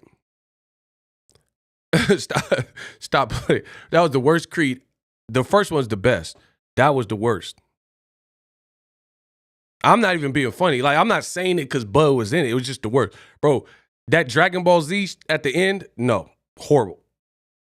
Wasn't a fan. Bro, they was fighting in a fake, like, fantasy world. That took me out the, nah, bro. I ain't never seen Rocky Balboa movie, and then he went into some, like, different multiverse. I wasn't feeling that, bro. Bro, that was literally the worst Creed 3. So you're not the A-side because you were in the worst movie of the series. It's not how that works. Bro, okay. Just so I could tell you how horrible Creed 3 was. Jose Benavidez, who started his career at 140 pounds, fought against Terrence Crawford at 147, just recently had been fighting Danny Garcia at 54. So he's a 140 to 154 pound guy. In the movie, he's a heavyweight. Oh, wait, it gets better. This 140 to 154 pound Jose Benavidez was a heavyweight in the movie. His character is supposed to fight Drago's son from the last movie. They are not the same. Bro, it is so apparent that if you really know boxing, I see why Sylvester Stallone wasn't in that movie, bro. He's like, oh, I read the script. I do the script. Bro, I understand. Bro, how in the are you trying to pitch to real boxing fans, which I presume would maybe want to see the movie, that Jose Benavidez Jr. is the same size as Ivan Drago's son? I must break you. You'll lose. Bro, that was horrible. Everybody in the movie was a heavyweight. Jose Benavidez, heavyweight. Drago's son, heavyweight. B. Jordan, heavyweight. Jonathan Majors, heavyweight. Damon, everybody was a heavyweight, no matter what. Bro, they had the midget from Game of Thrones. He was a heavyweight. Like, bro, come on, bro. Kevin Hart in the movie, he a heavyweight. No, Creed wasn't ready. No. Bro, every Canelo was in there heavyweight. Bro, everybody was a heavyweight just off rate. That's not how boxing works, bro. You should just put Wilder in there as a cameo with the Drago dude. Oh my God, Drago. Bro, I promise, go watch the movie. Bro, everybody, it don't matter. They had Kalani, the singer. She was a heavyweight. Bro, Kalani was in there. Shout out to the Bay Area. Yee. Bro, Kalani was in there. She was a heavyweight. They had her listed. It's a heavyweight singer. Bro, come on, bro. Creed little daughter, heavyweight. Like, come on, bro. Everyone ain't no heavyweight. That ain't even real life, bro. How Creed daughter heavyweight? Man, come on, bro. That was terrible. See, y'all don't know good movies. I'll tell you some good movies. Heat, Robert De Niro, Al Pacino. She had a great ass, and you want it all. Bro, I'll tell you some good movies. That ain't one of them. Bro, y'all don't know about my boy Al Pacino and De Niro in Heat. You have to be willing to walk away in 30 seconds flat. She had a great ass, and you want it all. Bro, come on. Everybody in the movie was a heavyweight for no reason. Somebody said they had George Lopez as Steven Espinosa. Y'all tripping, bro. Y'all tripping, bro. He said George Lopez. Bro, Lil Uzi Vert in that mother. He was heavyweight. Like, come on, Lil Uzi Vert, a heavyweight about to fight Drago. Okay. Let's go. Bro, Lil Uzi Vert, a heavyweight. I just want to ride. This ain't what you want. This ain't what you. I just want to ride. Bro, stop it. So anyway, that's why Bud think he the A side, because he was in Creed. Okay. You're in Creed with the shortest part. Good job. So despite Errol Spence doing 50,000 in Texas, something you've never done, you're in Creed for 5 seconds. So you're the heavyweight. And you're a heavyweight in the movie, and you had no speaking lines, really. Somehow you're the A side, and you need to flip a coin. Bro, why is he flipping a coin like his NFL overtime? Like they going into overtime. Bro, you're the B side. You just got to accept that. And then if you whoop Errol, then now maybe you could be the A side. You see what I'm saying? Imagine Bevel saying, I'm the A side over Canelo. The fight's not happening, bro. So we should all be listen, I'm going to say it again. If Bevel tried to play this game with Canelo or Billy Joe Saunders or Rocky Fielding, hardcore rapper, but he's glossy, or Avni Pilgrims, right? The average pilgrim and all these dudes that Canelo fought, Canelo's not fighting you. Dead homies, Canelo will not fight you. Because he's going to show you he doesn't need you, and he's just going to move on if you're ridiculous. I promise you. Why is Jermell Charlo moving up 2 weight classes? Because he has to. Because Canelo wasn't going to come down. Canelo ain't going to give him no advantage. He's not going to be like, oh, I'll meet you at 158. He ain't not finna do that. I'll meet you at 160. He going to make Jermell travel all the way up and try to beat him. And that's what Jermell got to do to try to get the fight. Otherwise, it wasn't going to happen. So, sometimes you just got to know your role. And see, the thing is, Jermell is a known name, branded fighter who's undisputed. But that's fine and dandy at 54. You're the A side versus all the guys at 54. But not versus Canelo. That's the same thing with Bud. It's like you could be the A side versus Mean Machine or David Adolescence. You are the A side. No one takes that away from you. But against Errol, you're just not. Just like Jermell Charlo's not the A side over Canelo. But somehow, some way, the Bud Buddies have a hard time understanding this because they don't want to admit it. So it's just like, it's delusional to me. It's delusional. But I got an SP. I was in Creed 3. I moved up more weight classes. No one cares, bro. So let me get this straight. Pacquiao moved up 8 weight classes, more than anyone in boxing history. This is how easy it is and effortless it is for me to prove you idiots wrong. Pacquiao done moved up more weight classes than anybody in boxing history. That's a fact. That's a male. There's no male. Listen, I got this. There's no male that has moved up more weight classes. Is that cap or fact? There's no male boxer that has moved up and been a champion in more weight classes than Manny Pacquiao. Is that cap or fact? We're going to see who knows their stuff.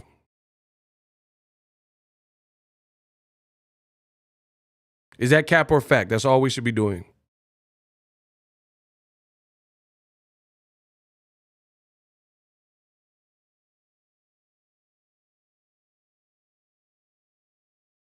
Okay.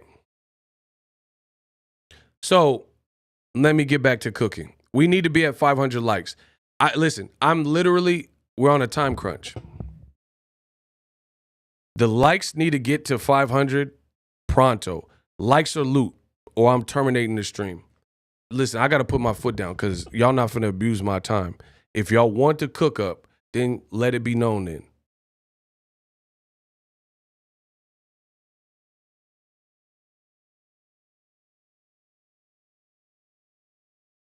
I'm going to give you guys a second to catch up. Y'all not finna abuse me. I'm one person.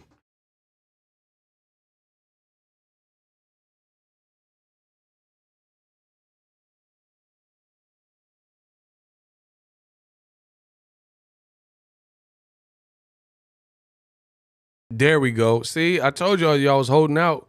Okay, so let me keep cooking. So Pacquiao moved up in more weight classes than anybody. Was Pacquiao the A-side over Floyd Mayweather? Yes or no? Simple question. I'm a direct person. I'm asking a direct question. Just put yes or no. Was Manny Pacquiao in 2015 when he fought Floyd Mayweather, was he the A-side over him?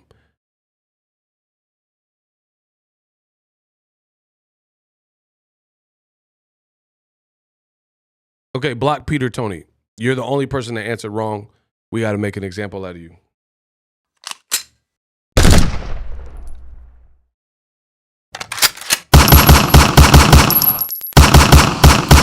Okay, then. So everybody else guessed it right, except for the one person that got clipped up. So that being said, Floyd Mayweather absolutely was the A-side over Pacquiao. How come? Pacquiao moved up in more weight classes than he did. Right?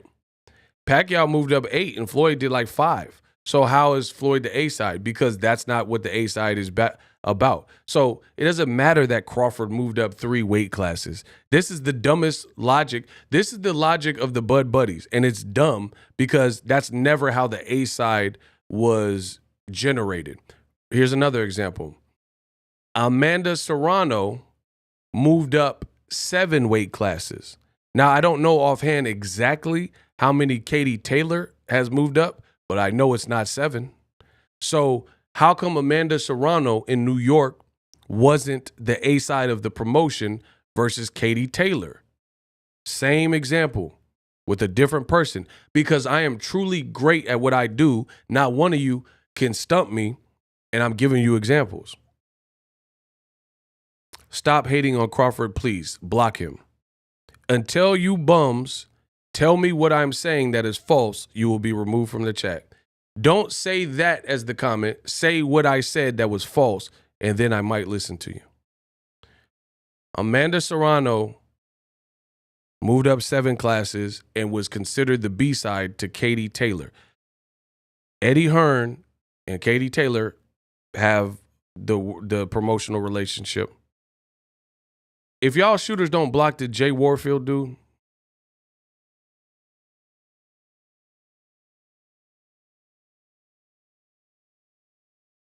man, shooters, get rid of him.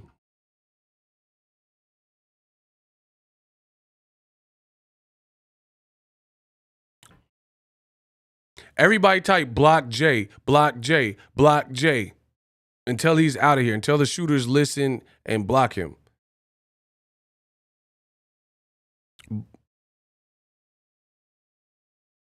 Everybody say block. Oh, they got him?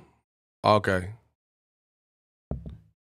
Hey, shooters, that's why, listen, for the sake of the channel and the stream, if the shooters blocked him, because for some reason it's not showing me, just confirm the kill like we used to do. That will make it so much easier. If the person got clapped up, whoever did the shooting, can we do that? Try your best to remember that. Whoever did it, confirm the kill.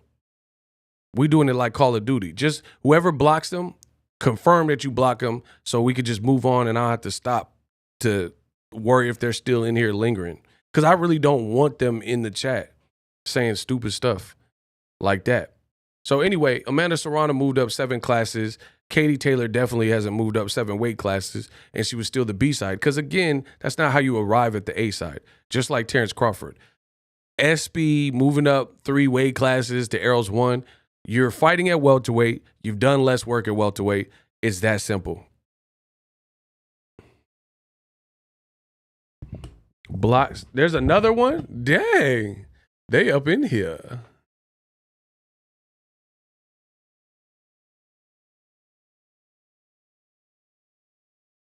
Bro, it's who's the bigger draw? Who's putting the butts in the seats? These types of things.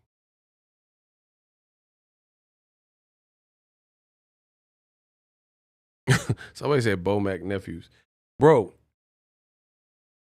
But you know what's piddly? The sad part about it is the Bud Buddies, they know what's being said is true because they never prove me wrong. So you must know what I'm saying. Like, just hear me out. Wouldn't the easiest thing be to do is to prove the person wrong? Like if I said Bud has never been a champion, the easiest thing would be to do is to prove me a liar and correct me and say, what are you talking about? Bud's been a champion. He beat Jeff Horn. He beat Ndongo and he was undisputed. Then I would look stupid, right? How come none of these dudes are making me look stupid by proving me wrong? It's that simple. So like the Judas did to Jesus, they're only here to cause distractions. If I was wrong, they would prove me wrong. If you knew what you were talking about, you would school me and say, oh, no, that didn't happen. Fact check. But they can't do that. That's why they refuse to do that. That's why they come in and say, stop hating on Bud. Oh, you're a Bud hater. Oh, you always hated on Crawford. When you guys say that, it's so funny to me because it literally goes in one ear and out the other. Because I've been doing this YouTube for far too long, and it lets me know when you say I'm hating on a fighter, but you can't prove me wrong, it just indicates that I'm doing my job beautifully and you're upset about it because you like lies. Never am pestered or worried about it. I would be worried if I was telling a bunch of filth, flaw, and filth and lies, and then somebody was correcting me and then making me look bad because they were proving me wrong with all these links and facts and fact checking me. Then I would look, because now my integrity is shot to hell, it's shot to pieces. You see what I'm saying? But that never happens. The Bud Buddies just say, stop hating on him. Nobody's hating on him. We're telling you his career. Oh, you're hating on Bud though. Okay, what did I say that was wrong? No, but you're hating on Bud. That's not what I asked. What did I say about Bud Crawford that is not true? Errol Spence just did a video and said Bud wants a coin flip. I didn't make that up. I didn't tell Errol to say that. He said that. And again, if this was a lie, why is Bud, Bud, he watches this stuff. So if Errol Spence was lying on him about this coin flip, why has Bud not come out and put out a tweet and said, hey, I don't want no coin flip. You crazy. But so Bud is not even correcting these things. Errol Spence said, I had to give Bud more millions to make this fight. He said that literally like weeks ago, a month ago, whatever. Bud still ain't came out and said, hey, you didn't give me no extra millions. You a liar. Where the millions at? So it's easy to deduce who's telling the truth in certain situations. Because I know if a person of stature says something about me publicly and it was a bold lie, like, okay, put it this way. If a chick said I did something, I Me Too'd her, we got to clear that up immediately because you're not putting that smut on my name. I didn't do that. You see what I'm saying? I'm Boxing Ego. I ain't never did that. I ain't never had to do that. So you see what I'm saying? Like, we would clear that up immediately. And then the person would probably be sued for defamation. You're not going to put that on me. Bud never clarifies any of this stuff because you know what it is. And he knows that they have receipt. Remember when Bud Crawford did that Instagram live? He was reading cue cards. Does anybody remember when Bud Crawford was reading cue cards on an Instagram live explaining why he's choosing to fight David Amnesia? And he was like, man, they wanted this and I got a hedge fund. And we're like, hedge fund? What is all this? Right? Right after that, Errol Spence started roasting him on Twitter, and then he started putting all this stuff. Hey, I got paperwork. We got the contract. Post the contract. If we didn't give you transparency, post the contract, right? Bud was like, no, man, you was fat at Disneyland. All this other stuff. He said Errol was out of shape with his family at Disneyland. All this other stuff, but he didn't post the contract. Ain't that something? One of the first tweets that Errol said is, we provided you transparency, section blah, blah, blah. And if I'm lying, post the contract, post the draft. Bud never to this day has he posted the draft. Never. Never. And then when he did that Instagram live where he was looking all off camera like he was being coerced and you know what I'm saying, like told what to say and reading the cue cards, he was talking about hedge fund. Where's the hedge fund? Where's the hedge fund?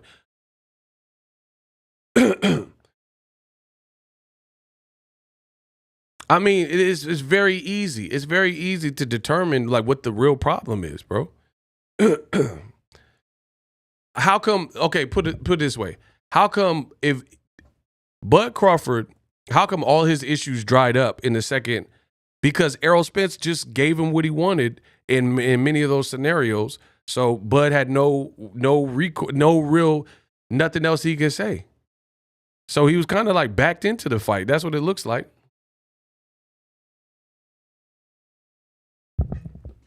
That's what it looks like. You were like, Errol pulled out all the stops. He pulled out all the stops. And like, there's literally nothing you could say. But yes, okay, I'll fight him.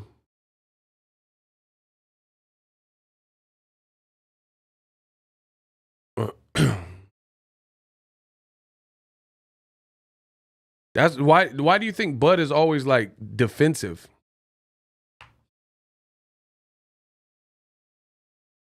Man, Bud was reading them cue cards like a hostage.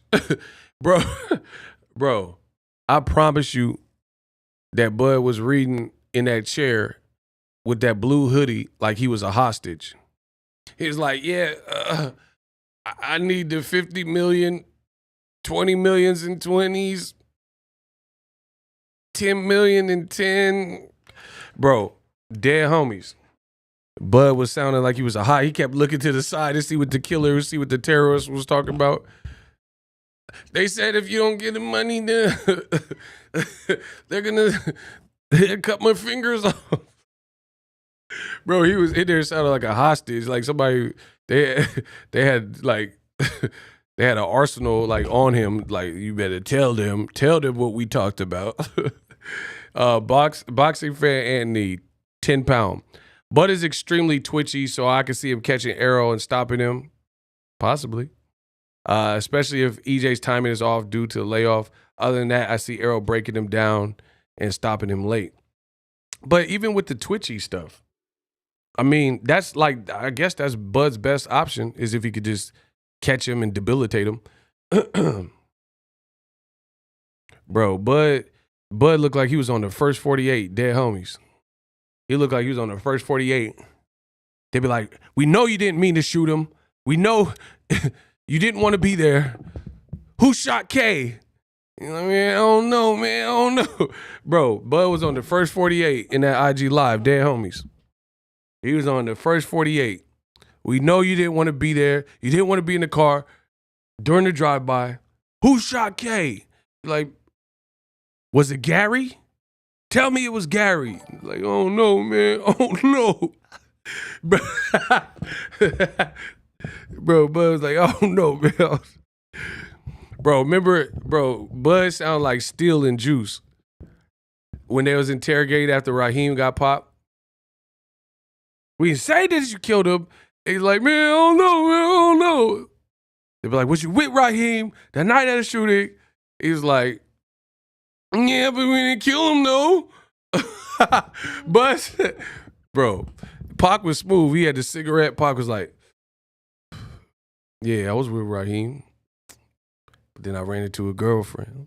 Ran into an old girl of mine in the basement. What did you do? Pac was like, what? Yeah, but we didn't kill him, no. But that's Bud. Bud and Bomac is Steel and Q. Hey, Q. Bomac Steel and Bud is Q. Hey, Q. This scared. Ain't nobody scared. I just told you I had a DJ Saturday night. That we doing this Saturday night. I hold on to the gun. Why should he get to hold on? Because I already got it, motherfucker. Bro, Errol Bishop, Bomac is Steel.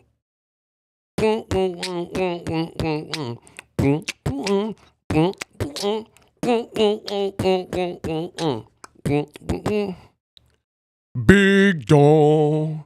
Wrecking Crew. Man, it's nothing like that snapping, nappy dugout. Just because you pour syrup on don't make it pancakes. Heard you copped a gun. Heard you copped a piece from Sweets. Man, I threw it in the river. You a stupid mother. Bro, this is the new juice. Look at this. The brother decides to stand up like a man and throw down. Too bad Raheem had to die. Man, I already told you, only playing your game because ain't else to do. Look at this. The brother decides to stand up like a man and throw down. I know. Bro, remember Bishop was tripping. I know. I just came to see if he was all right, baby. I don't give a fuck about you. I don't give a fuck about myself either. Look, I ain't never gonna be, and you less a man than me. So as soon as I decide that you ain't gonna be, so be it. You remember that, motherfucker? I'm the one y'all need to be worried about, partner. Bro, that's Bud, bro. First 48 Bud. Y'all talking about? Fucking Rodimus, man. We ain't. Man, what's your problem? You motherfucking problem. People sweat us on the streets. You don't even give a. That's bullshit. We went from the cops. We went from old man Quillis in that bull store when he come with that bull gun. All we do is run. I feel like I'm on the goddamn track team. Yo, big man, you want respect? You gotta earn it. You damn right. You gotta be willing to stand up, throw down, and die for that shit like Blizzard did. If you want some juice, Blizzard ain't sticking up to nothing now, bro. That's Bud. Hey, Blizzard was tripping. Hurry up and strip. God, cause you look good, bro. That's Bud. He was talking on them cue cards. Smash the like button. Ego to Dawn, once again, it's on. Bud looked like Lakeith Stanfield in Get Out. Man, come on, bro. You tripping. Y'all funny, bro. He said Get Out.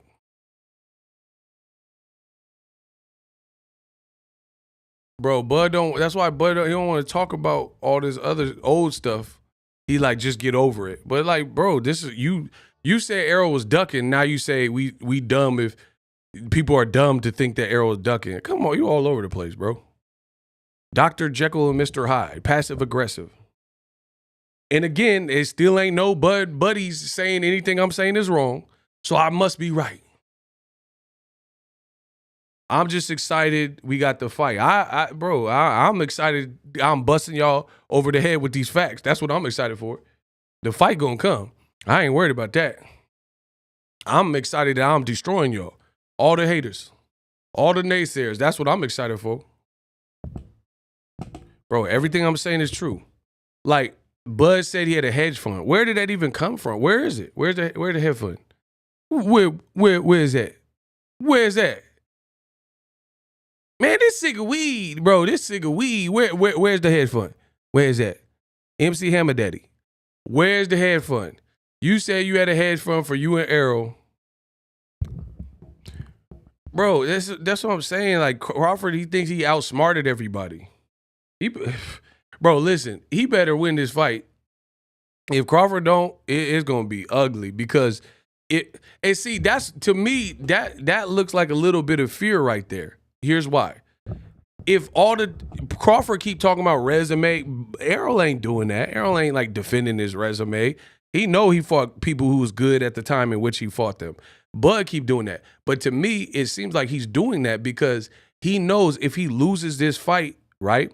If he loses this fight, then everything's gonna be up in smoke and it's not gonna be an asterisk because he knows people aren't like really valuing some of his past work as like this goated legendary Floyd run. You see what I'm saying? Bro, I'm gonna tell you what, he was on the top ranked plantation. Yes, sir, boss. And the top ranked culture, they did what they could do, fed you who they could feed you, and you stayed in that top ranked plantation mindset and you bought everything that people said during that whole time, and then you're trying to carry it over. just like his last fight with BOK Prime. You didn't have Top Rank, bro. So there weren't a bunch of like. Here's the thing. Top Rank been in the business since Muhammad Ali, right? So 60s, whatever, right? Bob Arum knows boxing. He been around boxing, blah, blah, blah, right? Bob got great relationships with the WBO, great relationships with deadline writers. There's literally writers who pin up puff pieces for Top Rank. But when you stepped out on your own and Bob just disowned you and banished you, you know, and y'all went your separate way, Bud don't have that safety net no more. They're not a bunch of, like, so when you fought David Amnesia, the real quality of the fight shown versus if that fight, the same fight would have happened on Top Rank, the writers probably would have, in order to save Top Rank, they would have been like, they wouldn't have been so down on it. But people knew that fight was horrible, and he didn't have deadline writers and the Top Rank ecosystem and the Top Rank engine to save him from it. So the whole thing flopped. The whole thing flopped. Bud talking about he could retire. I mean, he can. I mean, he's a grown man. He could retire if he wants to. But if you retire, it's not going to be the career you think it is.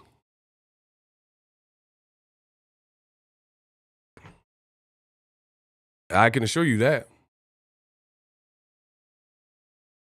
See, Bear E. Walker sees the signs. It almost comes across like Bud is hyping himself up.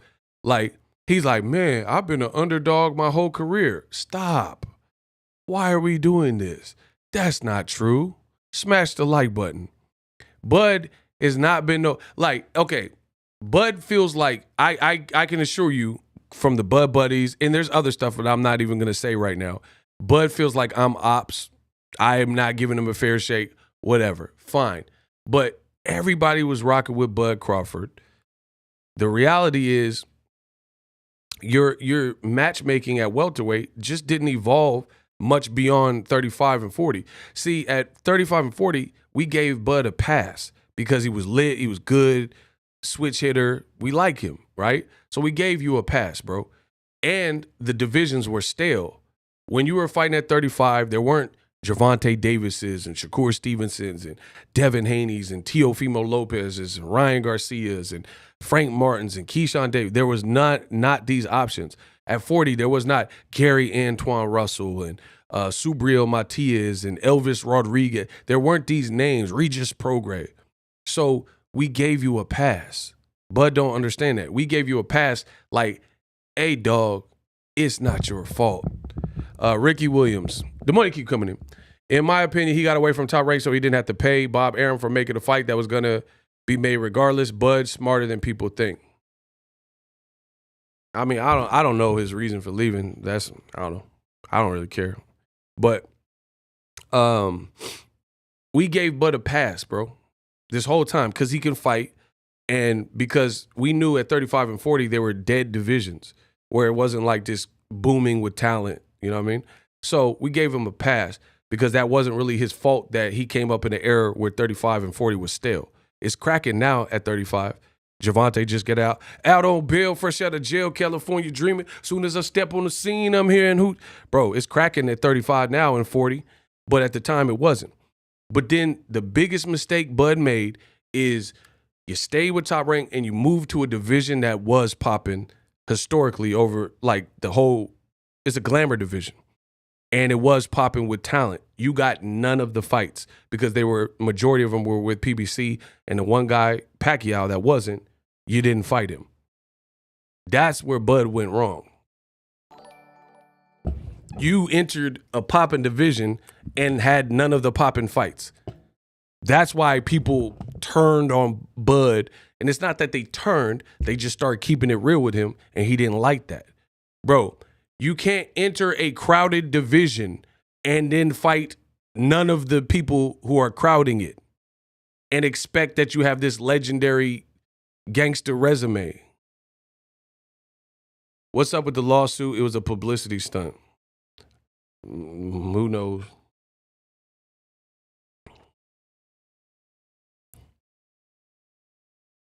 So you're seeing that, like, and you see that a lot of times with top ranked fighters.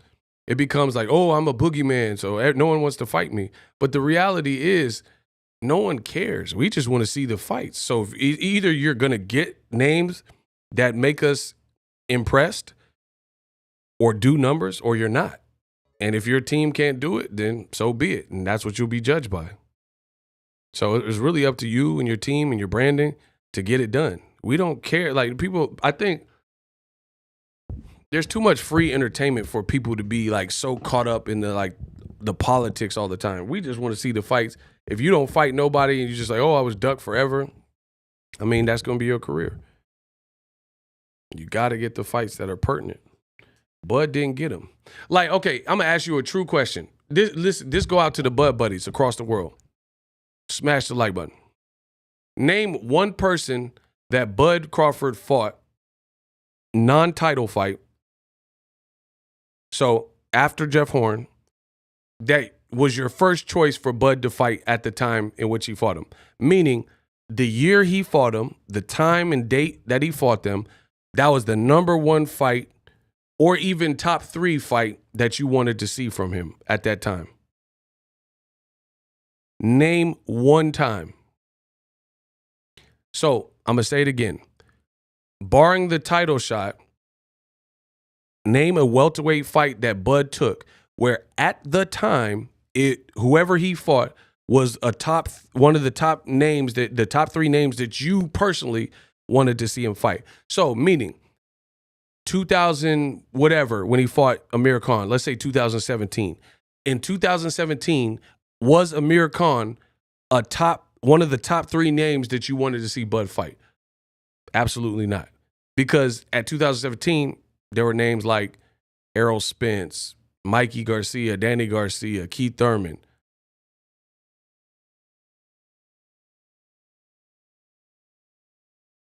In 2020, when he fought Kell Brook, was Kell Brook a top 3 name that you personally, this is to the Bud buddies as well, you personally wanted out of all of the welterweight division at that time in 2020 when he fought him, Kell Brook was the guy on that top 3 list that you would prefer to see Bud fight? Honestly. So nobody answering? Has Bud Crawford ever had a welterweight fight where whoever he fought at welterweight was one of the top 3 names that I said welterweight. Victor Postal is not a welterweight. See, you guys try to make up and defy the logic. I don't care about 35 and 40. The fight with Spence is happening at 47. You guys are telling me, see, this is Crawford's whole career. Postal. You're like, oh, but Gamboa. That's not welterweight. I'm asking a specific question that nobody can specifically answer. And whoever says Sean Porter, you're capping. Not that it was the worst fight, but Sean Porter off a 450-day layoff was not the number 1, 2, or 3 fight that people wanted because he just fought him last year. And at that point, by that point, people had been keen to guys like Errol Spence, guys like Virgil Ortiz, and Jerron Boots Ennis. It wasn't Sean Porter. Sean Porter was the best fight that he probably did on Top Rank, so we settled for it, and it was a WBO mandatory, so we just dealt with it. But it wasn't the top 3 fight when he fought him. Sean Porter had no belt, and he wasn't this young, hungry lion like Jerron Ennis or Virgil Ortiz. I seen people, they were saying they want to see Virgil Ortiz fight. I seen people who obviously want to see Jerron Ennis, and we've been wanting to see the Errol Spence fight. So once again, you guys, in your effort to prove me wrong, which I know you can't, your effort to prove me wrong, you just prove me right and show the whole world how great I am with my thought process. Bro, when Crawford fought Jose Benavidez, that was a top 3 guy that you wanted to see? Absolutely not, because I would have rather seen him fight Errol, Keith Thurman, Danny Garcia, Mike, any of those people at that point over Benavidez. They didn't do a bad job building the fight, but that wasn't the top fight that I wanted. So, again, at welterweight specifically, Crawford ain't never fought nobody that the consensus was this was one of the top 3 fights. Like, even a guy like Canelo fighting a Charlo, that could be somebody's top 3. They just wanted to see Canelo fight a Charlo for years. You see what I'm saying? If Wilder fights Andy Ruiz, that could be a top 3 fight for Wilder. Like, you want to see Wilder fight Joshua, Ruiz, and probably Usyk, right? So that's kind of like a top 3 fight that if it happens, we will give him credit. Errol Spence and Crawford is a top 3 fight that people want. None of other Bud fights were top 3 fights. I would have rather seen Crawford fight Manny Pacquiao over Jeff Horn, despite Jeff Horn having the belt. Because I like the style matchup and it would have been a bigger fight.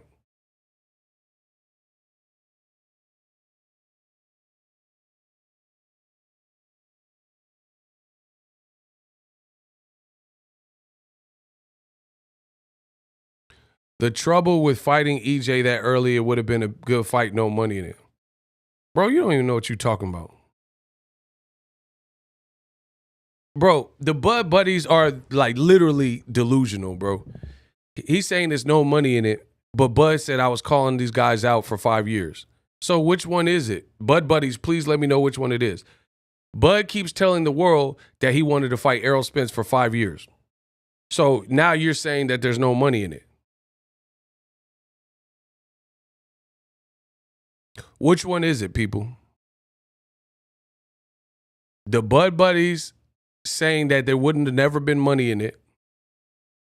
But then Bud is saying something different by saying he wanted these guys 5 years ago. Ego, did you notice Bud looked a lot slower in his fight with Avanesian? That does worry me. Bro, you should be worried. I'm telling you, stylistically, this is a bad matchup for him. Listen, I think Bud could win. I'm not picking him to win. I think he could win, but he almost has to do something that we haven't really seen him do ever. And he would have to like either that or he's just going to have to be like the crazy finisher and just clip Errol with the like surprise shot and then just get it over with and jump on him. You know what I'm saying? Something like that. That's plausible, you know? But if it's a standard, like what you would expect from like an elite fight, I think like the line should definitely be shifted towards Errol Spence. He's a naturally bigger person. He's more fundamentally sound. I think he has a better defense. I'm picking basics and fundamentals over like flair and athleticism. Like this fight could look like Roy Jones and Antonio Tarver. And I ain't talking about the first one. I'm talking about the second one. You got any more excuses tonight, Roy? And Roy's my favorite fighter. But styles make fights.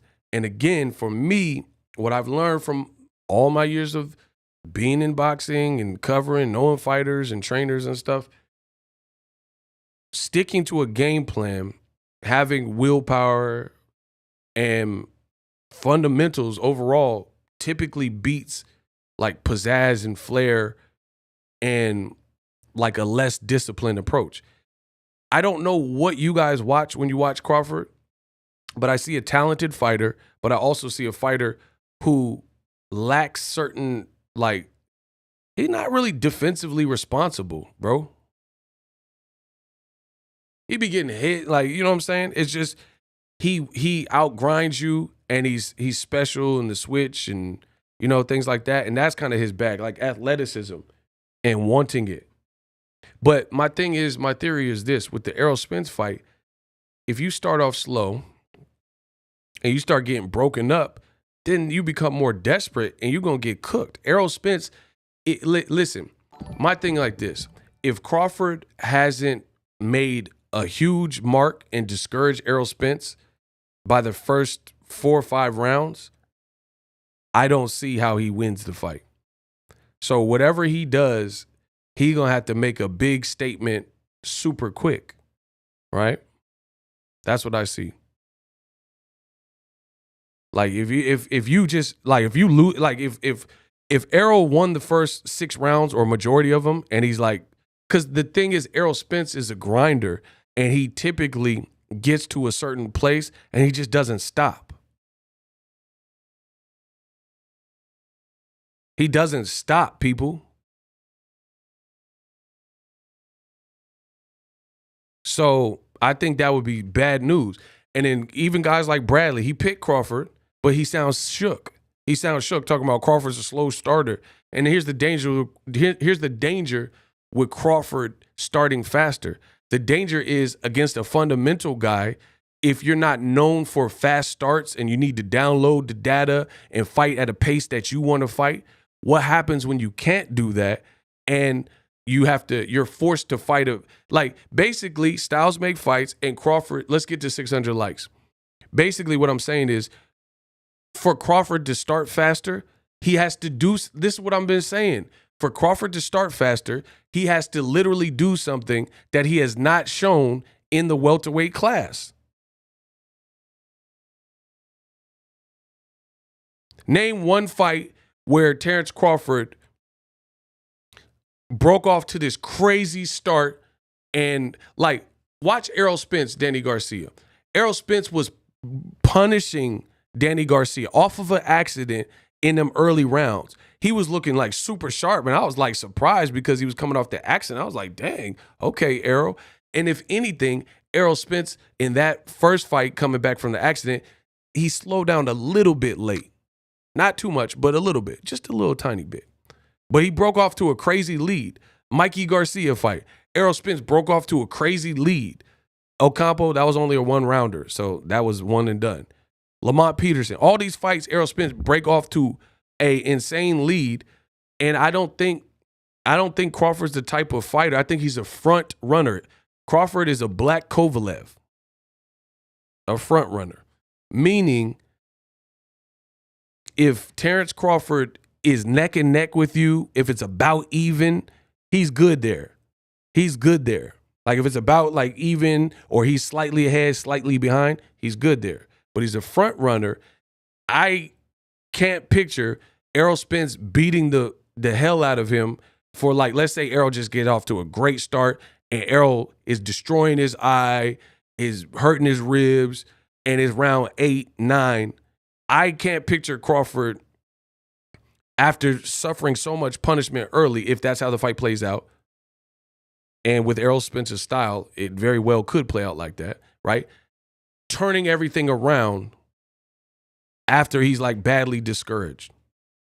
From what I've seen from Crawford is if he's neck and neck with you, maybe just a little behind you, as long as he's not getting blown out. If he's getting blown out, I never seen him have to turn a fight around.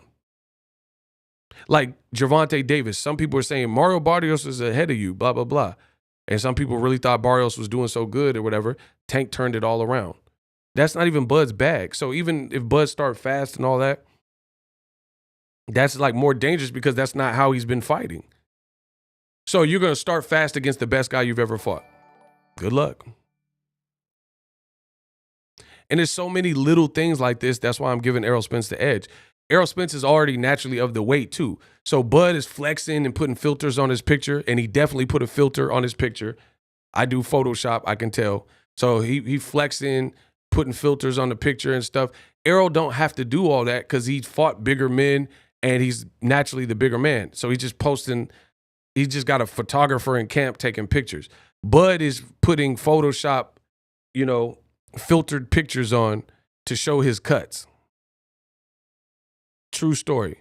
And I wish one of you would say I'm lying and tell me there's not a filter on the picture when I know photos and I can tell that there's a filter on the photo.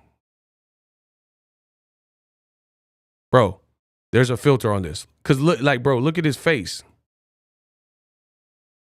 Oh, hold on. You could tell by his face there's a filter on it. Like his nose looked like Rudolph. Bro. So he looked swole and cut up and all that. That's good. But there's also a filter on it. Errol Spence ain't doing all that. True story. He said the downlight. Yeah, it's like the contrast boosted up. Bro, I know photos. Yeah, he said an AI filter. That's what I'm saying. It's like, bro, he got the smooth skin filter that the chicks be having. So you don't have no blemish. Your face look just perfectly whatever. So anyway, he didn't put the DreamWorks, Pixar, and all that type of stuff. That's cool. Errol's not doing all that. The man said, look at the forehead. What's on the forehead? So y'all seeing new stuff. Bro, I'm telling you, Errol don't have to prove that he a welterweight. Do you see what I'm saying? Do you understand what I'm saying? Like, when you're just something, you don't have to prove that you're something.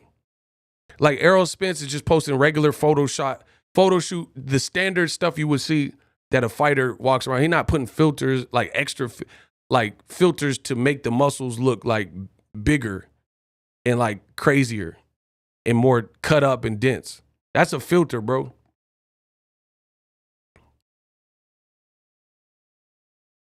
But again, Errol's he's like literally already just a welterweight, so he don't have to soup it up. Look, someone said, look at his forehead. Yeah, look how smooth, bro, he got the smoothest skin. bro, somebody said, see, you ain't never lie. He said, look at the forehead. Bro, he got the smooth forehead joint. Bro, and like, he got red stuff in his hair. Like, he got Ice Spice colored hair. Like, bro, it's a filter. I mean, he look ripped. He on some Bruce Lee stuff. I ain't knocking it, but I'm just saying Errol's just the naturally bigger welterweight. He don't have to really do a bunch of, he just posts regular progress pictures. Bud was breaking out with pimple. Hey, see, y'all roasting, bro. No, but that's what I'm saying. Like, Bud had some, you know what I'm saying? He had a couple pimples or whatever. That's what the man is saying. And then, like, his skin is, like, perfectly smooth. It's a filter, right? We know this. It looked like artificial, whoever, who's egomaniac kid, that's whatever your filter is, that's how a Bud picture look. So everybody look in the chat at egomaniac kid, look at his avatar. That's the same, like, it's like computer generalized. You see what I'm saying? He got the, like, it's a filter. I don't know how else to put it. It looked like a Bud Bitmoji. You dig? You put I know he put an AI type of filter on it. You know, image enhancer. So anyway, that's like again, that's like to prove a point. Like, just post show the regular video of you. Like, you know what I'm saying? Like, not edited. It's different when you're editing. I edit, so I know. When you're editing for style, like you want to give your movie or video a look, that's what Errol Spence got. People are like, they might change the colorways a little bit, but they're not putting filters on Errol Spence to make him look chipped up crazy. Bro, I promise you, Errol's been posting progress pics. So that's what I'm saying. Bud is like, he almost has to prove a point. He has to prove a point and show the world he's buff. Like, look, here, okay, this is Errol.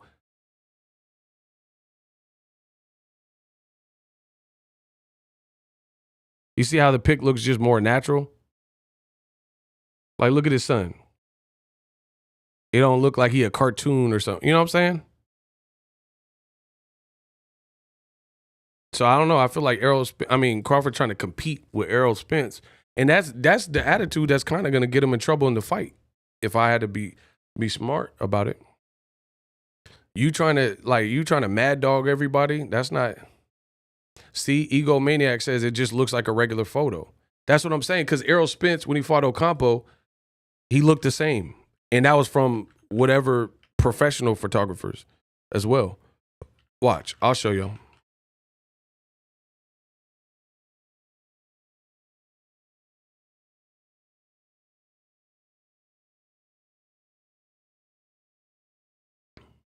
See, this is just a weigh-in photo. You dig? That's the Ocampo. That's how he looked anyway. Like, Errol's team didn't put these pictures out. You see what I'm saying? So whoever took the picture, that's how it looked. That, you know what I'm saying? They might have put like little corrections to make, you know what I mean, little color correction, but it still looks like more of a natural photo. Do you get what I'm saying?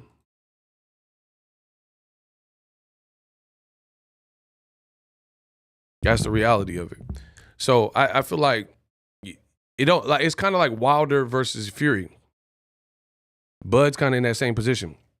Wilder put on all this size and was brolic, but that's not the weight you're naturally competing at. So I don't really know that this added bulk will help Terrence Crawford either. Like, because he looks bigger, like he got with the snack program. Crawford to me looks bigger, like entering the camp and stuff. He looked bigger than he's ever looked. You see what I'm saying? So you have to, in essence, you have to bulk up and do all this other stuff to try to keep up. Errol Spence didn't have to have a fat camp, and he didn't have to do nothing. Like, he don't have to do nothing crazy different other than just train and probably run some extra miles because he's at the size he's at and get a nutritionist. You're bulking up almost to like kind of prove a point. Bud sent us an IG model pic for the gram. Y'all tripping. The other thing that really I question if you guys even watch boxing is Bud is not a good inside fighter. Who disagrees with me? I want to test your knowledge. Bud is not, he's not the best, like, he's not like the best inside fighter, bro. Who disagrees with that? And if you disagree, you have to know what inside fighting even is. So please just know what you're talking about.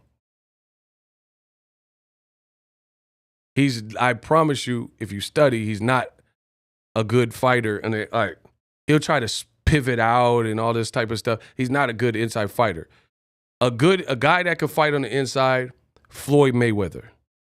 Floyd could be in close quarters with Cotto and he's just like sending uppercuts and working. You know what I mean? Like phone booth. You have never seen a Bud fight where he just in the phone booth for long chunks of the fight and he just trading and just like bop, bop, bop, bop, and then respond. You know what I'm saying? That's not even his bag, bro. He's not an inside fighter. But guess who is? Errol Spence. He is not an inside fighter, and I think that will help get him chewed up because he has to keep this at a mid-range. But even at mid-range, Errol Spence is very elite at mid-range too. Crawford's good mid-range, but Crawford's more out range. He got like long arms, lanky, twitchy. You know what I mean? So that out range is where he wants to be. But Errol Spence get on the inside with everybody. And if you ever talk to anybody, not you talk to him, but if you ever watch somebody that fought Errol, they say he finds a way to get in the inside. It may not look like much, but between his jab and his presence, he's finding a way to get close to you. So Bud's not a good inside fighter. And he's just not, bro. And if he is, he's not showing me that in his fights. Watch when Sean Porter was getting on the inside. Just look at how Bud responds to it. What beautiful. I'm not saying he doesn't land any shot. He land a body shot or something like that. But I'm saying like to be on the inside. Like Errol Spence fought Sean Porter in Sean Porter's game and then beat him at his own game the whole fight. Bud could not do that versus Sean Porter in 2019. Dead homies.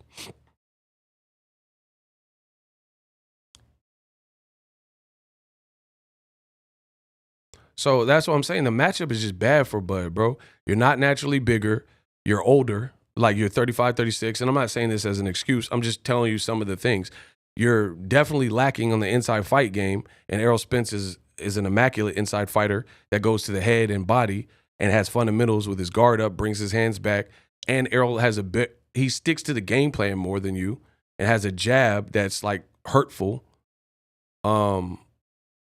The other thing is Kell Brook got shorter arms than Bud, and Kell Brook was touching Bud up with basics. And I personally think Kell Brook was kind of washed when he fought Bud, and it was in the pandemic. So we don't know how his training was. You know what I'm saying? We don't know how train. Just imagine training in the pandemic versus training, you know what I mean? Like where you have access to any gym. Like right now, where there's no pandemic, you can train better. You know what I mean? And the first 2 rounds, Kell Brook was getting with Bud. And he was getting with him. But when he switched, that's when Kell Brook, he didn't really make the adjustments. I got a video coming, people. Bro, look, you see that mouse on Bud eye? Wait till you fight Errol Spence, dog. If you don't get out the way of them punches, that mouse is going to be way worse than that. So again, Crawford older than Errol. Look at him getting touched. So that's why I don't understand the people that are breaking down Bud Crawford's style. They're not telling me like Bud Crawford things. Like bro, look. Wash Kell Brook. Look, tell me that's not landing flush on his eye. Bro, that's a left hand from an orthodox fighter, and this is round 2. Look at me, people. Listen to me, I mean. Bro, you have a left hand from a washed Kell Brook in round 2, and he's landing this flush. When you guys speak of Crawford and tell me about his current style, you say Pernell Whitaker level defense and Mayweather type defense and Mayweather type inside fight. Where do you see that in Crawford's bag? Like, what fight? Why? Okay, if he's Mayweather defense or Pernell Whitaker defense, why is Kell Brook a faded Brook who hadn't been fighting at that weight class and looked horrible versus Michael Zarafa? Why is he getting touched by Kell Brook, who's not like, he has good timing?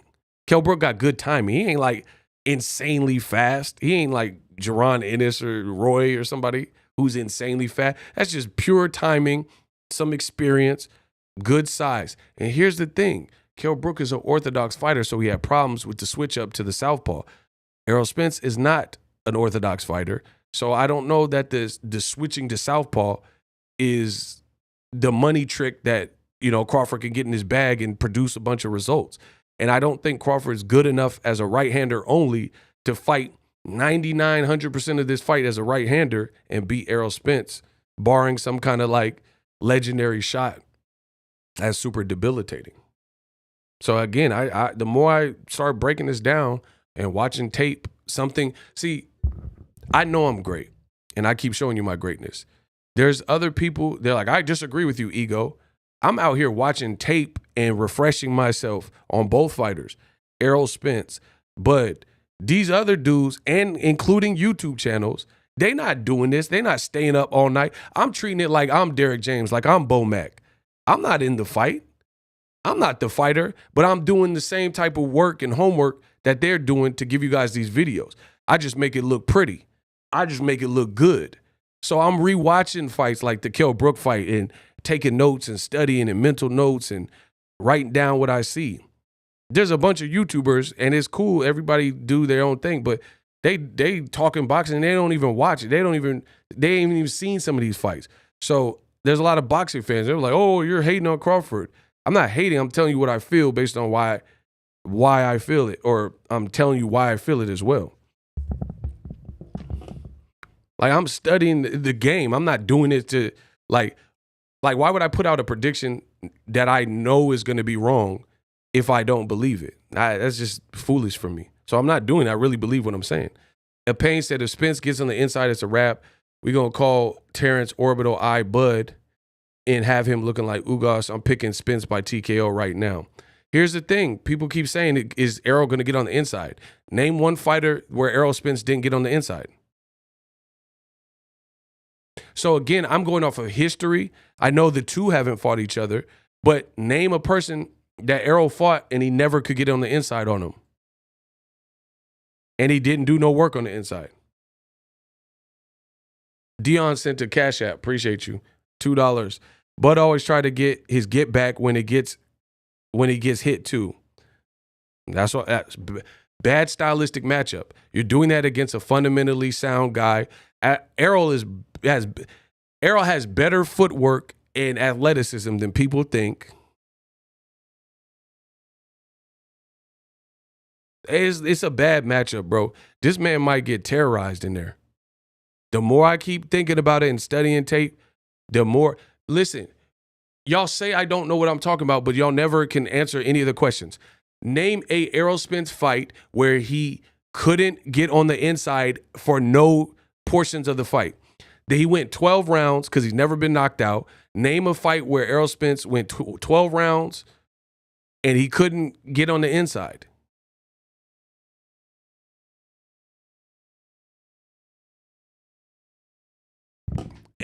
Why can't nobody see?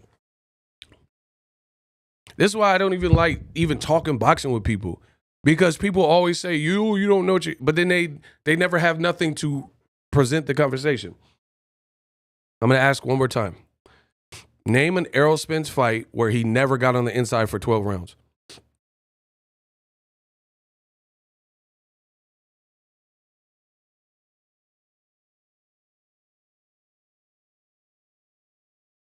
No one's doing it. So I'm just, again, wasting my time. So that leads me to believe it's like a fight. You're going to get hit. Errol Spence, that's why I said Bud's going to have to do things I've never seen him do. He's going to have a flawless performance for him to win. You know, barring some like, oh, I just caught him with a legendary shot and knocked him out, which could happen, you know.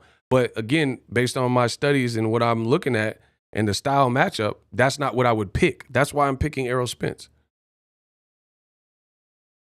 Then you couple it with the fact that Errol Spence, he beat Sean Porter and Mikey Garcia, admittedly, off of fat camps. Like, he wasn't like in shape entering training.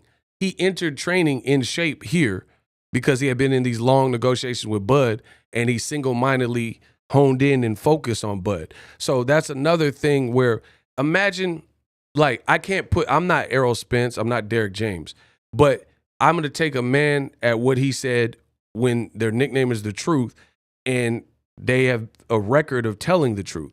So I'm going to take what Errol Spence said.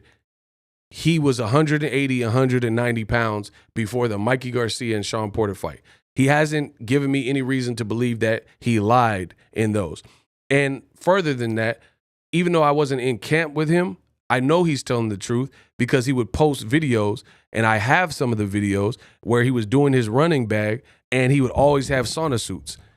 Notice all the pictures that are coming out of Errol Spence right now. He's not running in sauna suits in the desert in Las Vegas.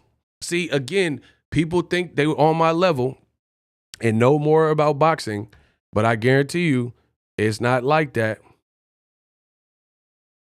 Bro, if you look at recent training, whatever Errol Spence's team is released for training,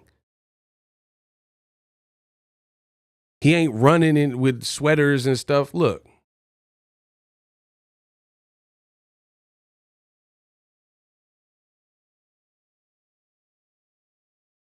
Hold on, y'all. I'm gonna try to pull this up for you. Hey, y'all gotta get the likes up though.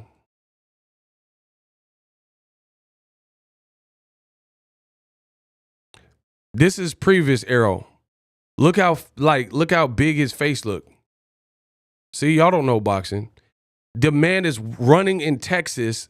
This is his old camp, for the record. This is him for Sean Porter, Mikey Ugas, one of them fights. Look how big his face looked, and look, he's running through Texas heat with an Adidas hoodie, and the hoodie is like wrapped around is like on. The hoodie's not just on his back. So that goes to show me that, yeah, he was in a different mind space in those particular fights. That's what that shows me.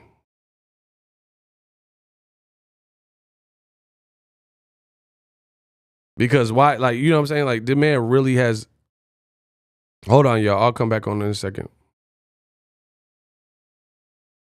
So that's Errol Spence. Like, that's insane to be running through Texas with a hoodie on. But that's what he was having to do to make weight.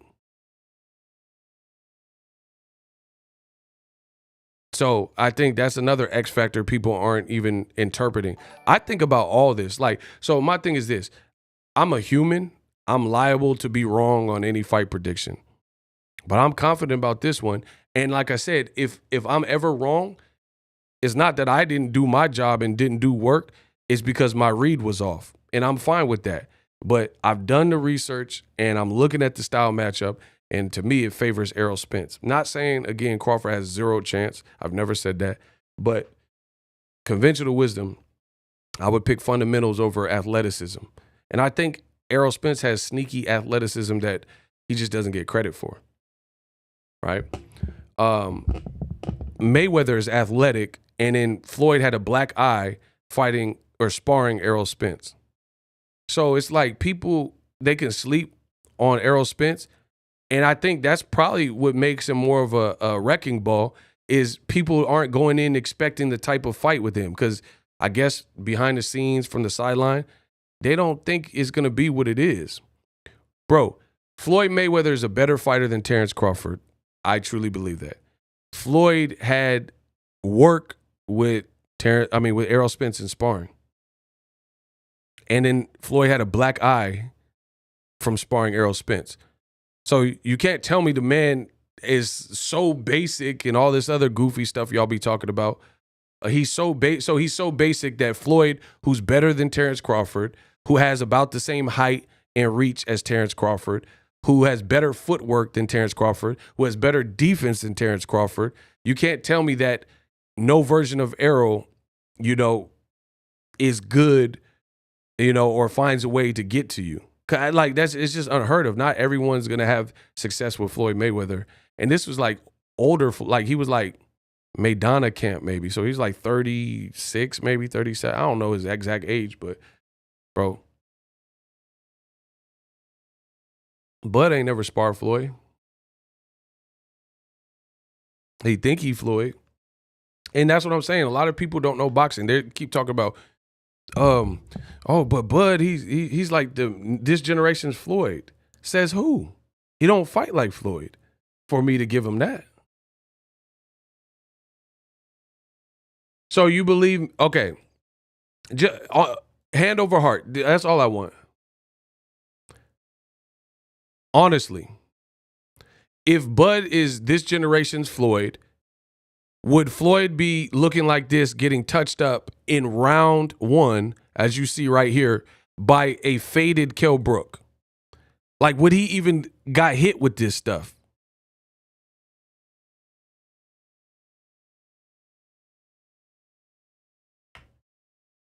Bro, honestly, Floyd would get touched up like that in round 1 by a Kell Brook in 2020.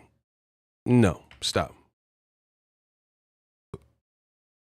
This is not happening, bro.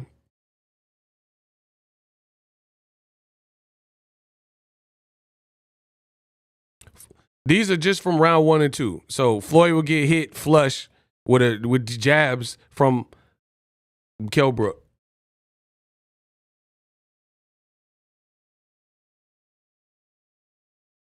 Floyd would look like this in 2020 versus Kell Brook. Okay. So again, he does the Floyd stuff is dead. Like, he don't fight nothing like Floyd. Bro, I'm gonna make a video on this. Look at this opening. Look at this opening. Look at Crawford. Look at his hand, and look at his knees, and look at how he brought his head down low, and look at where Kell. Come on, bro. Look. So Floyd looked like this, bro. Look at. Just tell me where Kell Brook's hands are, and tell me how Terrence Crawford's face isn't wide open right here. Like, honestly. So he reached for a shot from this level of this level distance, and then a check left hook would be nasty right now. Look at this opening on this man's temple and jaw and all that. Bro, you can't make mistakes like that with Errol. And guess what Kell Brook did? Hey, hold on. I got to take this call.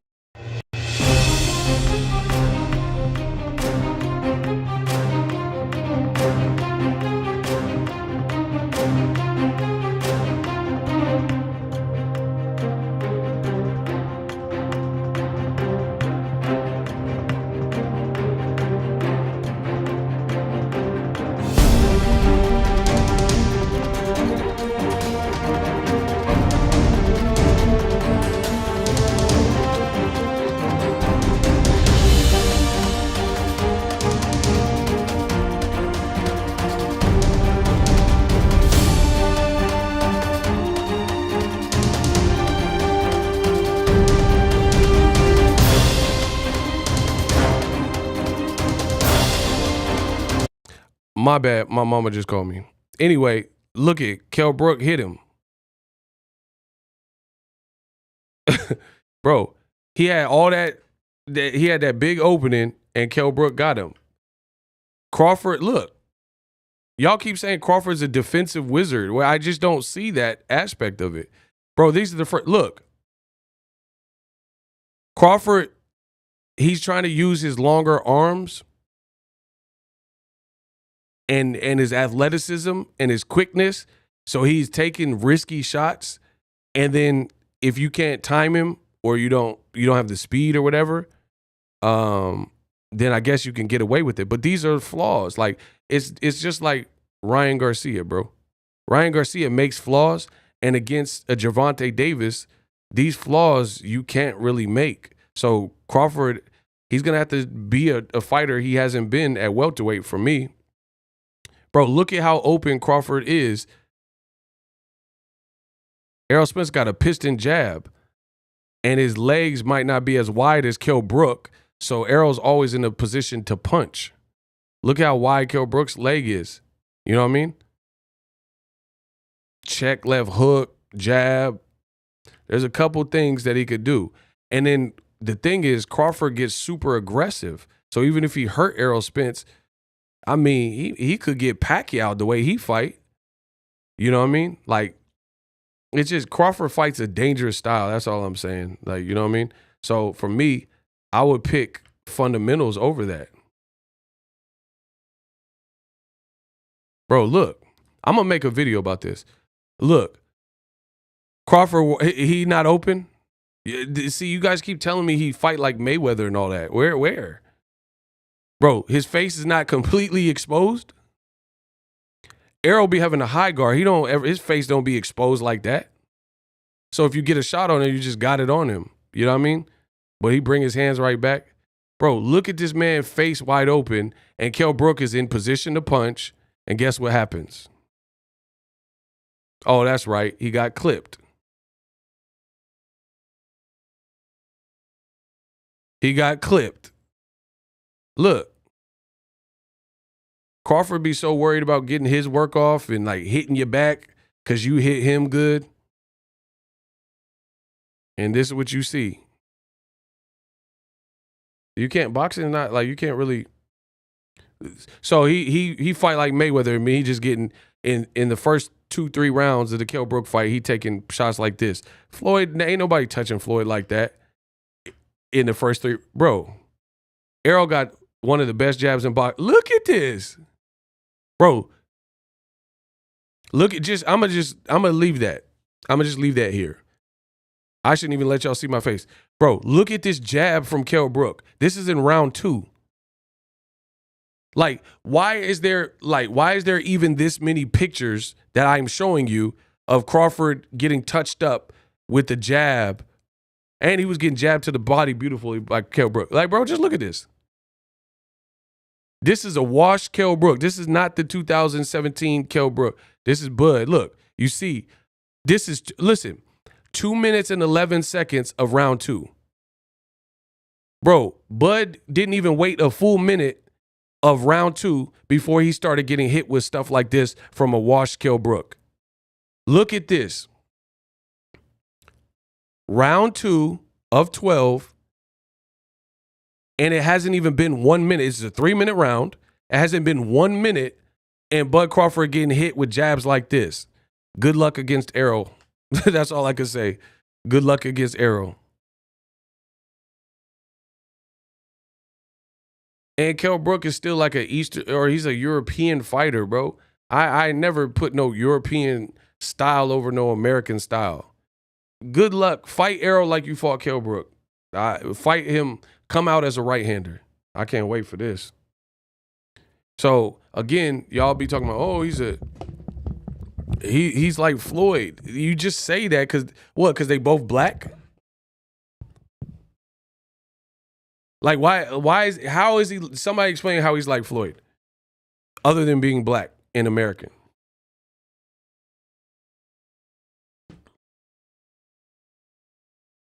There's no, like, Floyd fought, Canelo, when Floyd fought him, was better than Kell Brook when Bud fought him.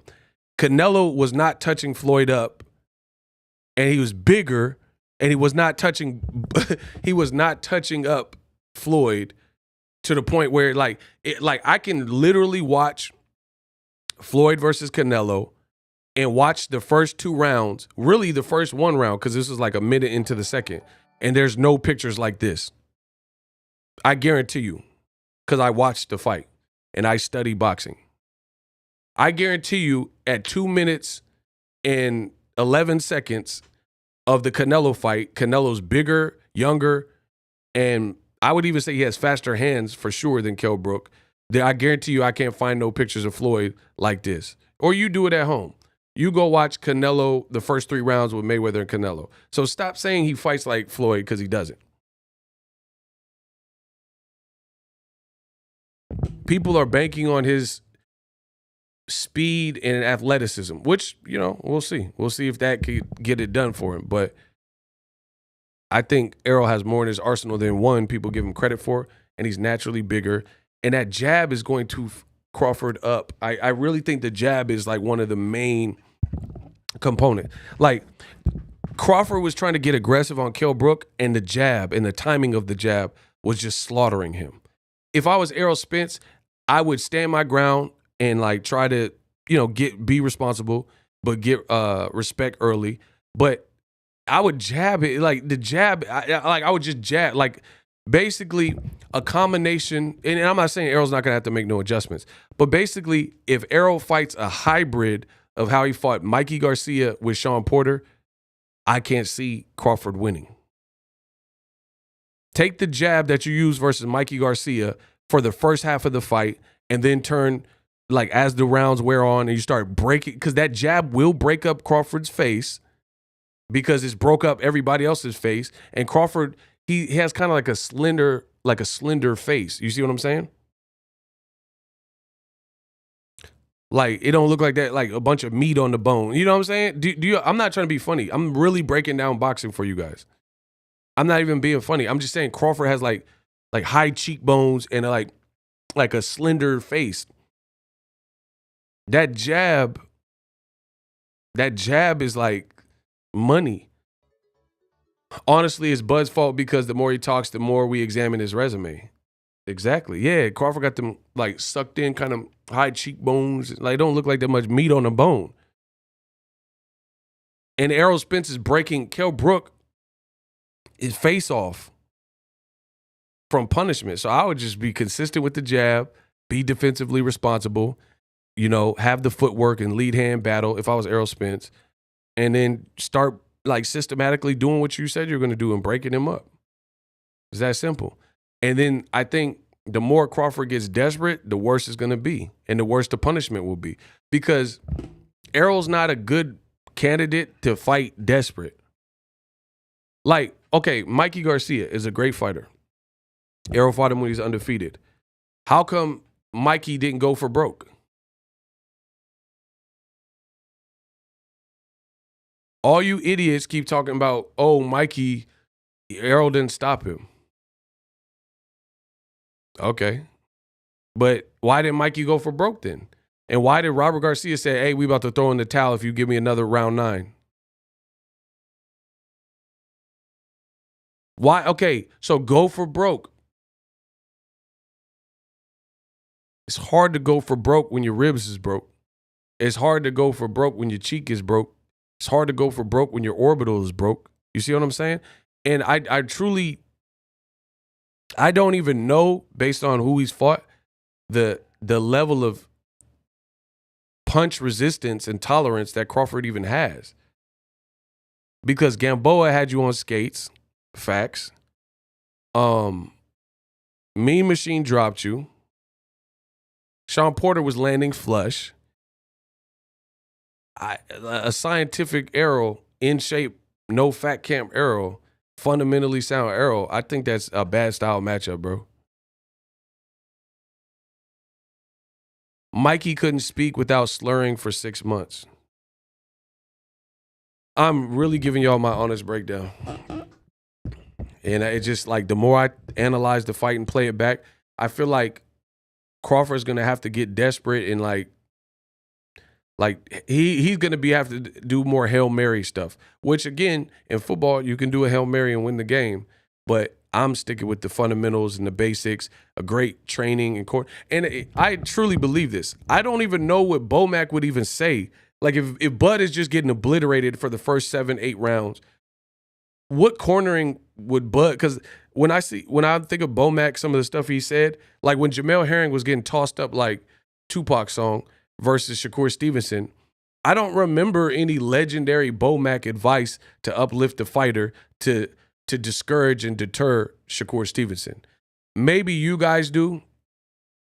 I don't. I really don't remember a point where Bomac was like stern. Like, and I appreciate little stuff like that. Derek James is an amazing trainer. When he was getting in Frank Martin ASS a little bit, I respect that.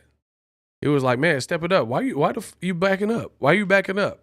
Put your hands together. And he's like, I need some water. And he's like, I know you need water, but why are you backing up? I respect the F out of Derek James for that. He like, man, bump this water. Why are you backing up from this guy? Every time you back him up, you hurting him. Derek James was on the money. And then Frank Martin, he got that about his fighter.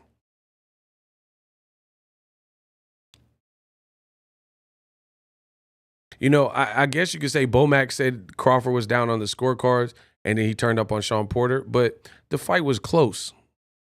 You're not helping your man rise from, like when Virgil Hunter helped Andre Ward rise from the Kovalev knockdown. He was like, Sugar Ray got up. You got up. Like that type of, like you really uplifting. If Bud's eyes is closing, I think he's a front runner and I think he's going to end up like Kovalev and he's not going to be able to turn it around. So, for him to win, he can't get in that predicament because Errol Spence, like I said, once he gets the engine going and he's a faster starter, I don't like the matchup for Bud, bro. There's no other way to put it. Everyone keeps telling you, oh, Bud's a slow starter. So what are your options? Continue to start slow and then be trailing Errol Spence, which, again, if my front runner theory is accurate, that's not good to be down the first 4, 5, 6 rounds against a fundamental guy who could just jab you all night, can hurt you with both hands. That's not good. Or start off faster. But again, if he starts off fast, why are we not at 700 likes?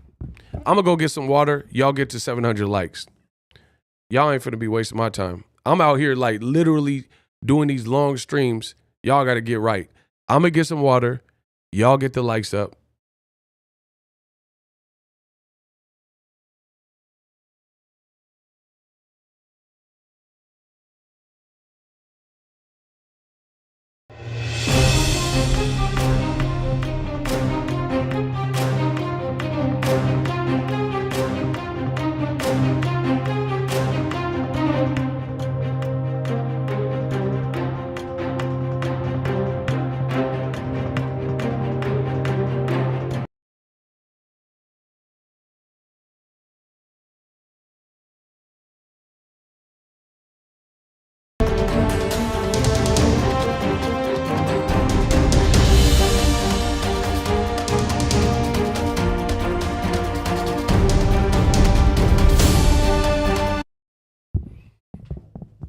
We at 700. Man, we still ain't at 700. I think YouTube playing with us. We ain't at 700 yet? Okay. That jab is going to be a world of hurt for Crawford, I think. That jab, bruh. And see, here's the thing. Ask yourself these predicaments. If Crawford ain't fought no one like Errol Spence for show, what does he do when, like, okay, watch every Crawford fight at welterweight, right? Every single Crawford fight. He fights fire with fire, which is pretty stupid in the world of boxing. What do I mean fire with fire? You get popped with a jab or a flashy shot and you immediately try to get some get back and take away the play. That is, only few can do that, like actually steal the play back. Against another elite person, the more you like get dramatic and try to like you like pop and your head rock back, everyone's seen it. And you try to fire back with something like crazy. It's just not against a fundamental guy. I don't see that really being a good play. Because a guy with basics and fundamentals, he hits you and his intent is to land and to hit you. So he knows you're coming back with something. He knows you're not going to just sit there unless you get knocked out. He knows you're not going to just sit there and not try to counter him. So again, against someone who's basic and fundamental is what people keep saying with Errol Spence, that fight fire with fire stuff is pretty stupid. Because if Errol gets off a shot, like I said, he's not going to just be like, bah, and then stare and admire his work and just be like, hey, look what I did. He's going to be expecting you to try to get something back. If you've ever watched a Crawford fight, that's his MO, is try to retaliate right then and there on the spot. And against smaller guys, like this is all fact, people. Crawford fought Gamboa, and he, at 35, and then he rehydrated to 152.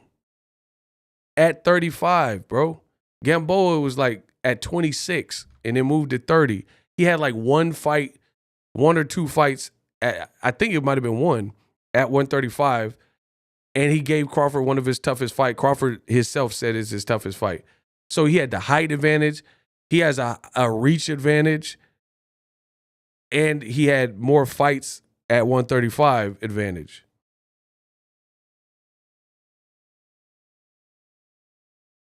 Kell Brook was landing the jab, and Crawford's arms are significantly longer than Kell Brook.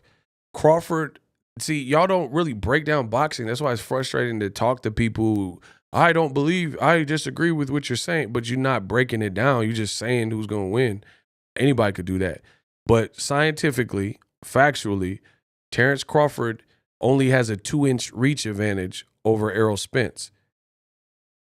Right? Crawford, I think his reach is 74 inches. Errol's is 72. So you don't have as significant a reach advantage versus Errol. That's shored up. It's only 2 inches. When you fought Kell Brook, he's some European dude with T-Rex arms.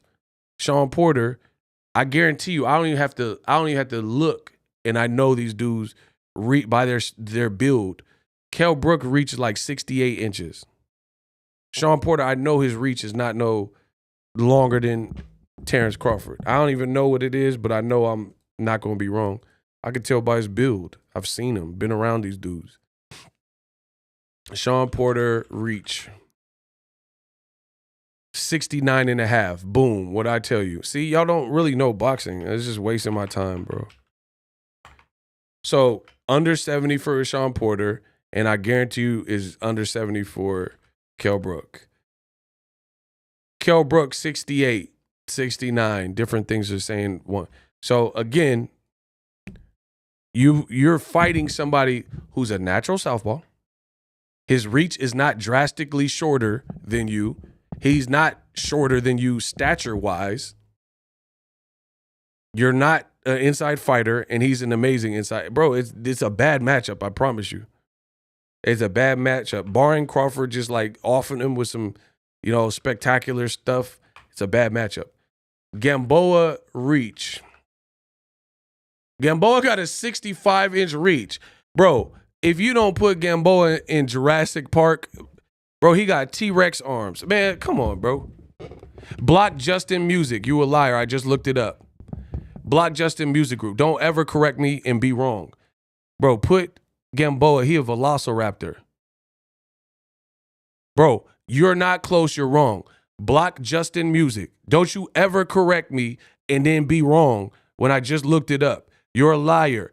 Block him and confirm the kill. Get him out of here. These dudes want to prove me wrong. They're not better than me. They're not nicer than me. They're telling you lies. I just looked it up. You're a liar. Gamboa is a velociraptor. Welcome to Jurassic Park. Ooh, he a T-Rex. Ooh. He a velociraptor opening the door.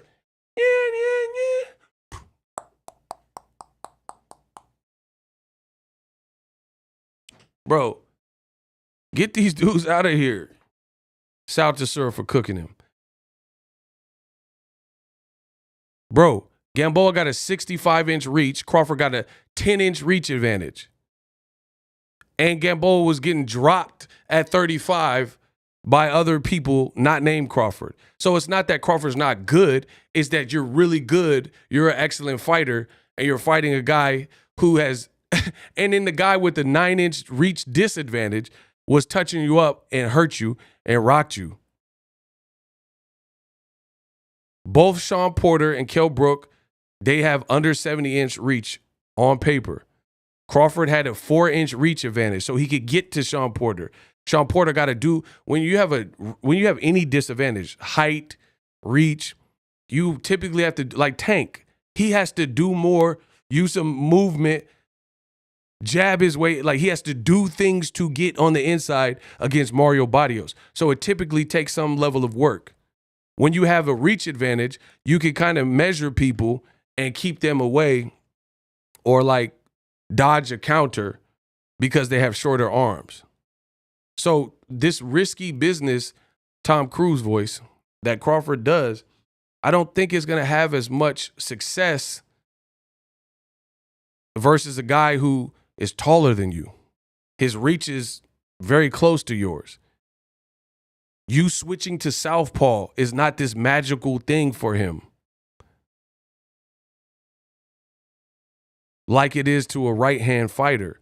The last southpaw that Terrence Crawford fought was Julius Indongo. Ego's flow is wicked, second to none. I'm the best in the business. The last southpaw Crawford fought was Indongo. He was just tall. He was not no like killer. To let Crawford tell it, oh, Indongo was knocked out Troyanovsky. Bro, I don't care about no Troyanovsky. He sucked too. He not good, bro. I don't care about who ranked. I don't know who you beat. I don't know who you lost to. Ain't nobody talking about no Troyanovsky now either. Ain't nobody talking about Indongo now. He lost like 18 fights in a row.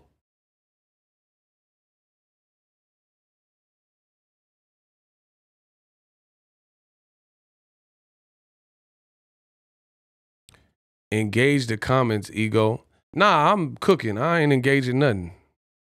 I don't want to talk to some of y'all. Y'all don't know boxing. I don't even know I'm on this track. I should let the outlaws ride. I ain't engaging nothing. Bro, y'all tell me to engage, but it's like people want to see, okay, this is the thing. People want to engage with King Ego and talk boxing, and then they say lies and foolishness. And then y'all be like, oh, but engage with us. I'll engage if someone got some real like argument or like real convo for me. Prove me. So is Bud a good inside fighter? We'll start there. I'll engage. Okay, y'all want me to engage? I'll engage. Y'all want to get engaged? Okay, I just want to get married. All right. Is Bud a good inside? Is he a great inside fighter? Is Bud Crawford a great inside fighter? I'll engage with y'all. Okay, I'll play with you, man.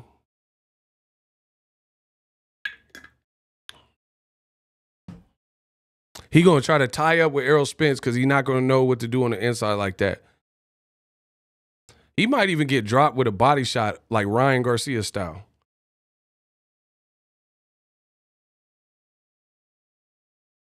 Bro, he is not a good inside fighter, dog.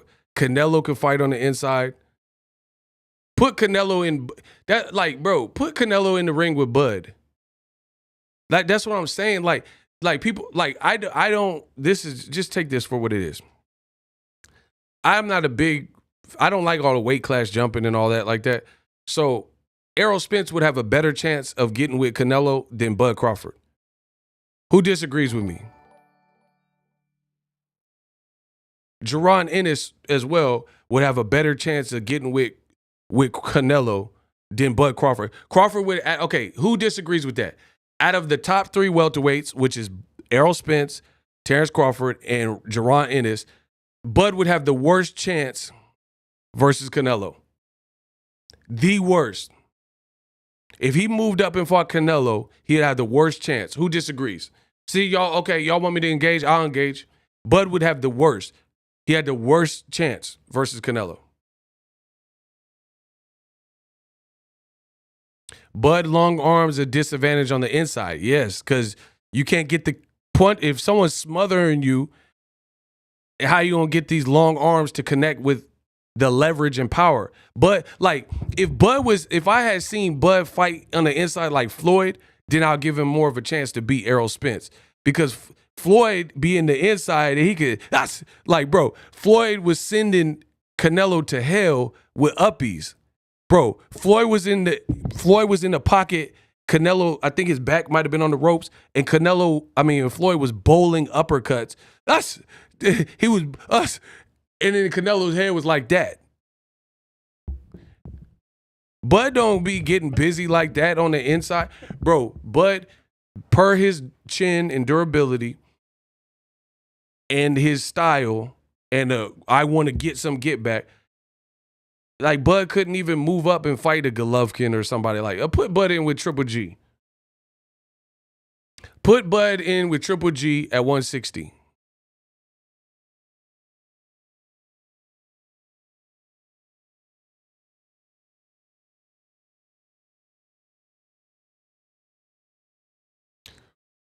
Shout out to Mike Harrison. As far as the reach, ego is on point. I know I am. Actually, Spence's reach would only be an inch shorter per hand. Yeah, because it's a 2-inch reach disadvantage. They're doing your wingspan. Got you. That's what I'm saying. So he's not at this crazy. Gamboa got a 65-inch T-Rex arms. Like, of course, like you could, because remember, if you actually watch boxing, Crawford was getting hit and hurt and stuff with Gamboa, but he was like back here and he was like sending crazy shots, and like he was still able to catch with that range. He was able to catch Gamboa because he had crazy range and extension on the shots. Like, you look at Wilder, got them long arms, so he's able to like just punch, and when he get the full extension, it could spell trouble. So it's like, here's an analogy for you people. If you are dunking on 7th graders, that's cool. You can dunk on 7th graders. Can you dunk on LeBron, Jokic? Can you dunk on David Robinson? Can you dunk on whoever? You know what I mean? Dominique Wilkins. That's the difference.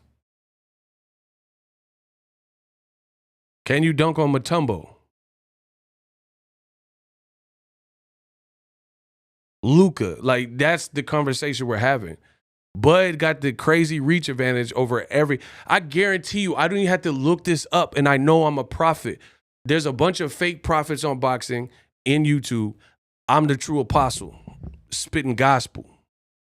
I said I perform in impossible obstacles. I'm boxing's apostle, spitting this gospel. Y'all snorting through the nostrils. Hold on. I'm going to look it up, but I already know I'm a genius, and I know Mean Machine, his reach is not over Bud's. Because, like, I mean, I'm not trying to stereotype. But typically, black males scientifically have longer arms than Caucasian men. Look it up. This is not like, I'm not saying it to stereotype or nothing like that.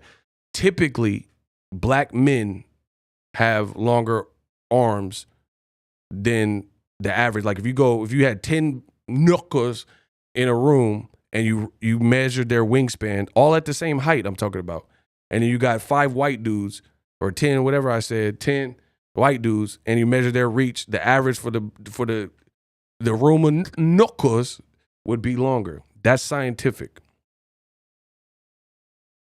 Mean Machine got a 69, 70-inch reach. Boom, I told you. So Bud's able to do this stuff. You got a 1-inch reach advantage over Errol. You don't know how to fight on the inside. Like, the problem is Mean Machine wasn't trying to, like, chop up. He was fighting, like, at a kind of like an outer range or whatever with Bud. He wasn't, like, on the inside dog. He's from Lithuania, bro. So, like, European, Eastern European, like, who's even the night? Like, bro, honestly, who throws the shoe? Honestly, who's the rawest inside fighter that's even from Europe or Eastern European? Honestly, so let's see who knows they boxing. Name somebody that's just a beast, Like, name somebody that's a beast. Like, if I name a top 3 American inside fighters or Mexican fighters from Mexico, and I come up with a list like Marco Antonio Barrera and Canelo and Juan Manuel Marquez, and I have a list from Mexico and a list from America and a list from UK about the best inside fighters in the last 20 years, the list from the UK would be trash. Joshua, he a good inside fighter? Stop. He's 6'6". He ain't an inside fighter. Who's the UK's best? Name an Eastern European fighter that just be getting busy on the inside. Kovalev? Is Kovalev, Sergey Kovalev, is he a good inside fighter?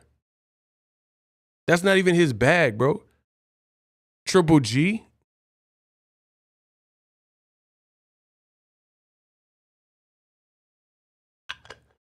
His reach ain't 71. I looked it up. It says 69 and the other one says 70.9. You adding.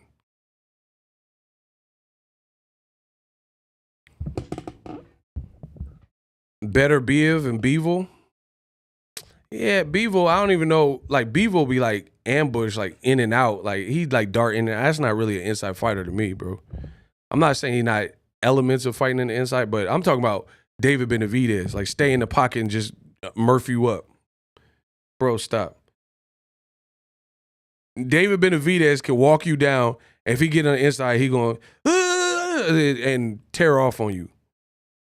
Beaver don't fight like that. He ain't gonna just be in the pocket, just like annihilating you like that. He gonna be in and out. He like a good 1-2 fighter with some footwork. That's Beaver. No special effect. Beaver just, this is Beaver. He got some bounce. He got some bounce to it, and he just he like a bouncy 1-2 in and out fighter. He ain't no inside fighter. He just bounce it with the like. He not doing that. Like, I mean, I'm not saying he not doing. I like Beaver, but I'm just saying he ain't doing no like David Benavidez inside work. Beaver's a great fighter. I'm not mad at Beaver, but I'm just saying if we're gonna characterize the style, his style is not. It's like an advanced Eastern European type of style.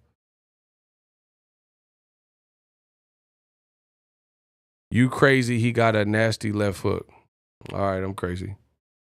Bevo walked to Canelo and was just in here, right here, phone book style, and was getting off this left hook. Stop it. You don't know boxing. You suck.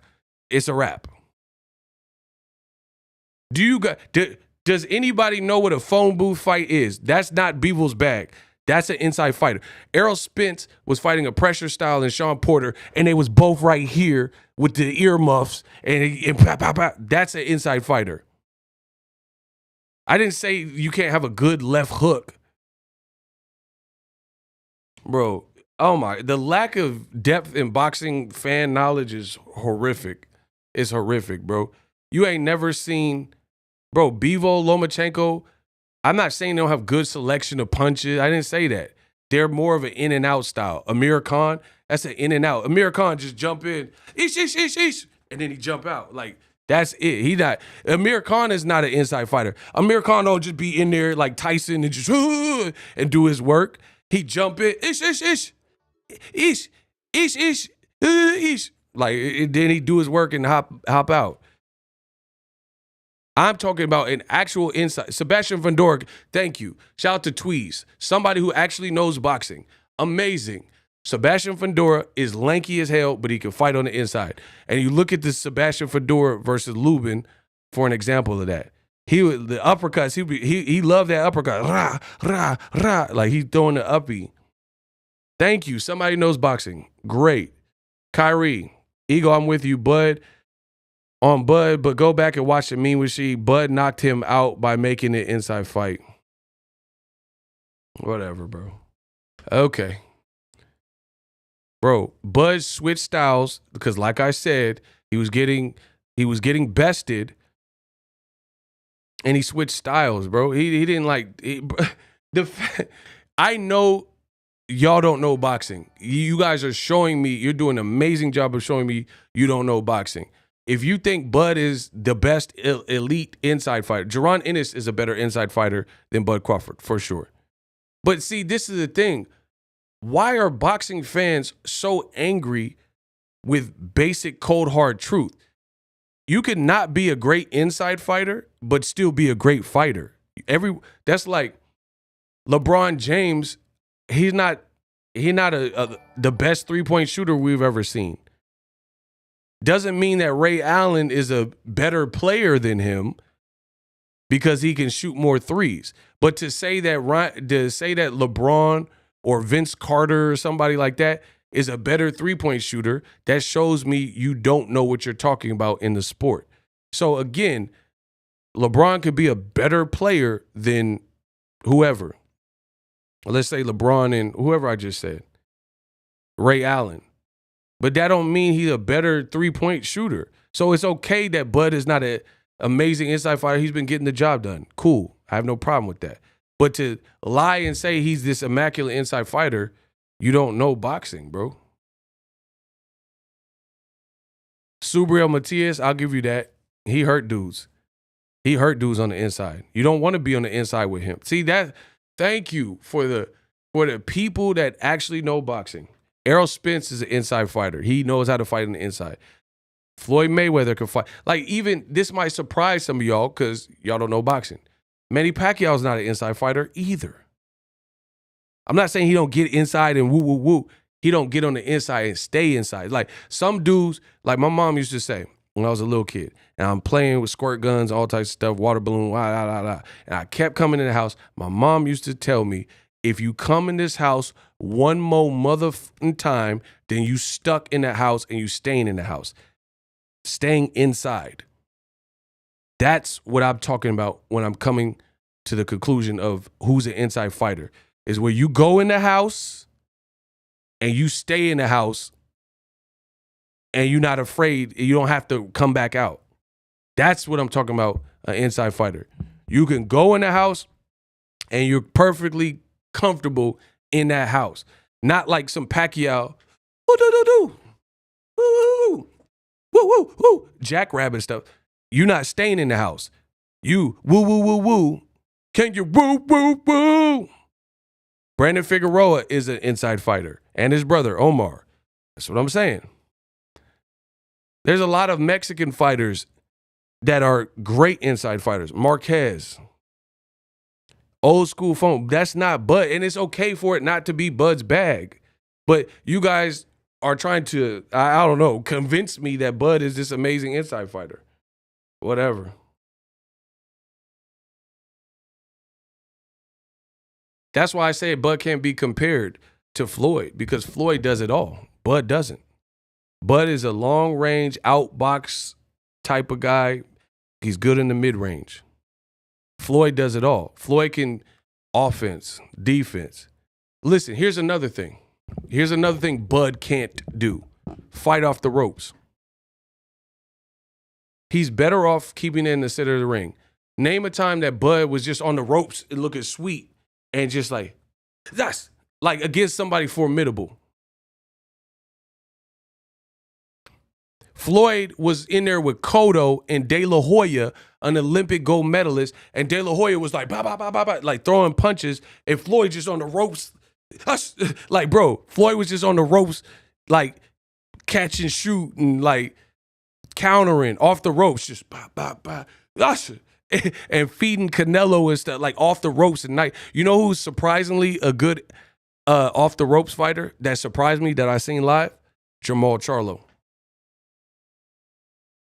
Bro, see, that's what I'm saying. People don't know boxing. I just gonna keep saying that. Jamal Charlo can fight off the ropes. I went to the Brandon Adams fight, and Brandon was doing these little flurries. Charlo was holding his own and backing his mans up off the ropes, bro.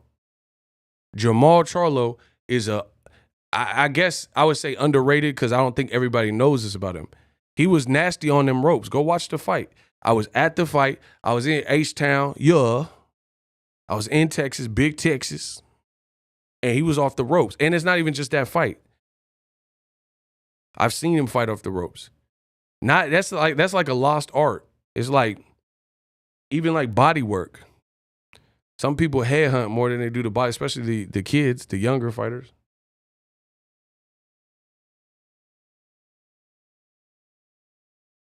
Tank said Crawford got a glass shield. I mean, I would be highly concerned if I was picking Bud based on the fact that we have seen him hurt by lesser and smaller people. Like the fact that Gamboa hurt you and Mean Machine dropped you is concerning.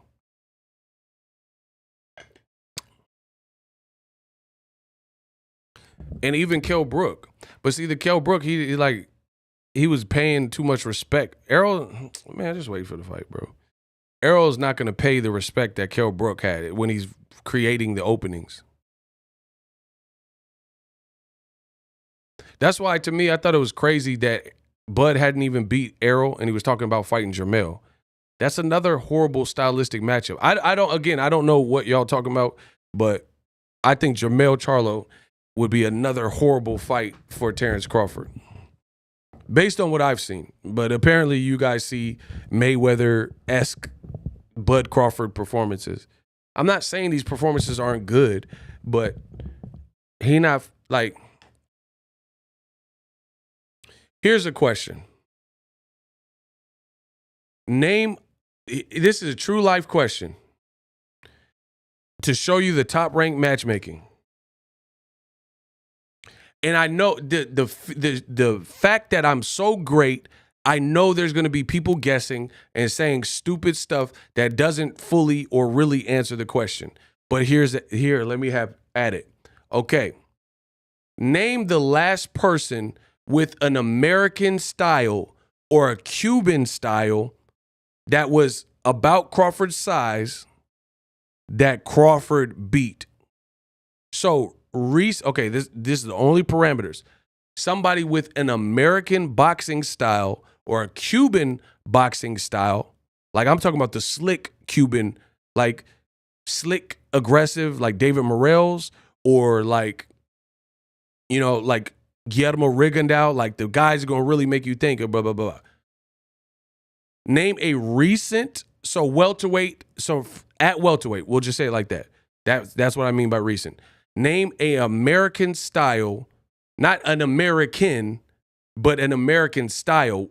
Sugar Ray Leonard, Errol Spence has an American style. The Charlo brothers, Shane Mosley, Floyd. You know, you know what an American style is.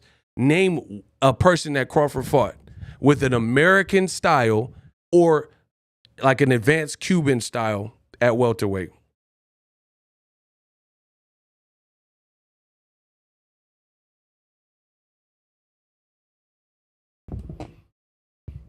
Name one person at welterweight.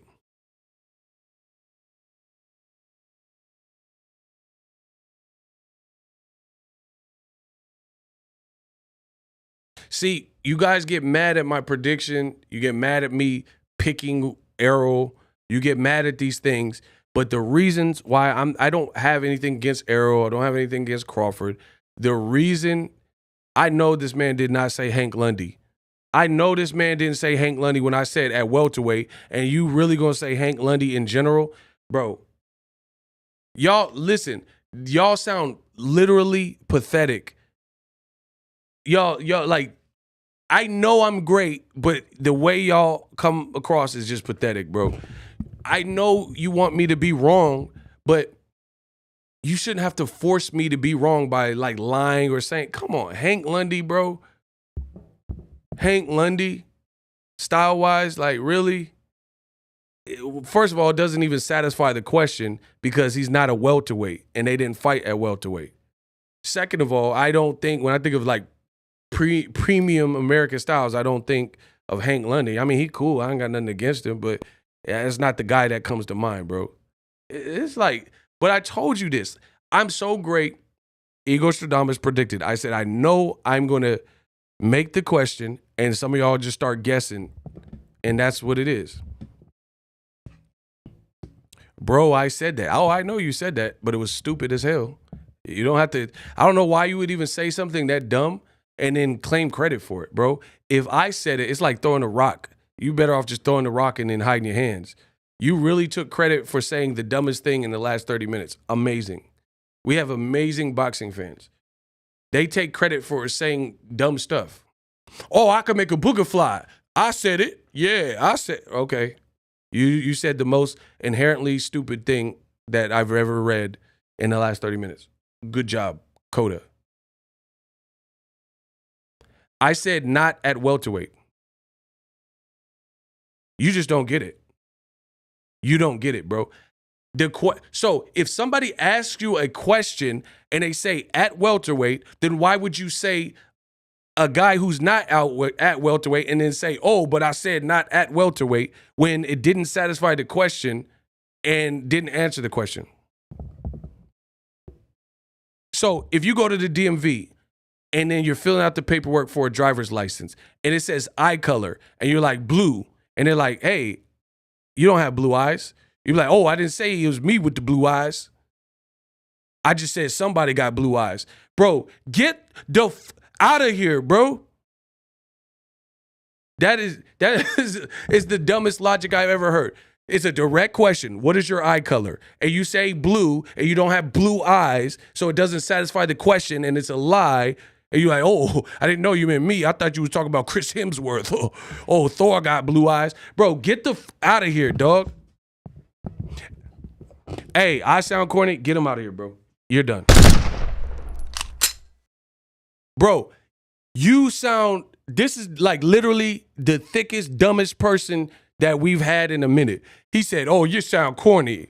Yeah, I sound corny because I ask a specific question. You don't follow those parameters and you answer some stupid stuff and then I roast you for it. Amazing. He's like, man, you crazy. Man, all y'all ego army, you're crazy. You sound corny.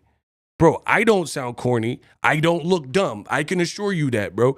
If someone's asking you a question and you go outside of the rules of the question, then that's not their problem. That's a you problem. This man said Hank Lundy. He got to go.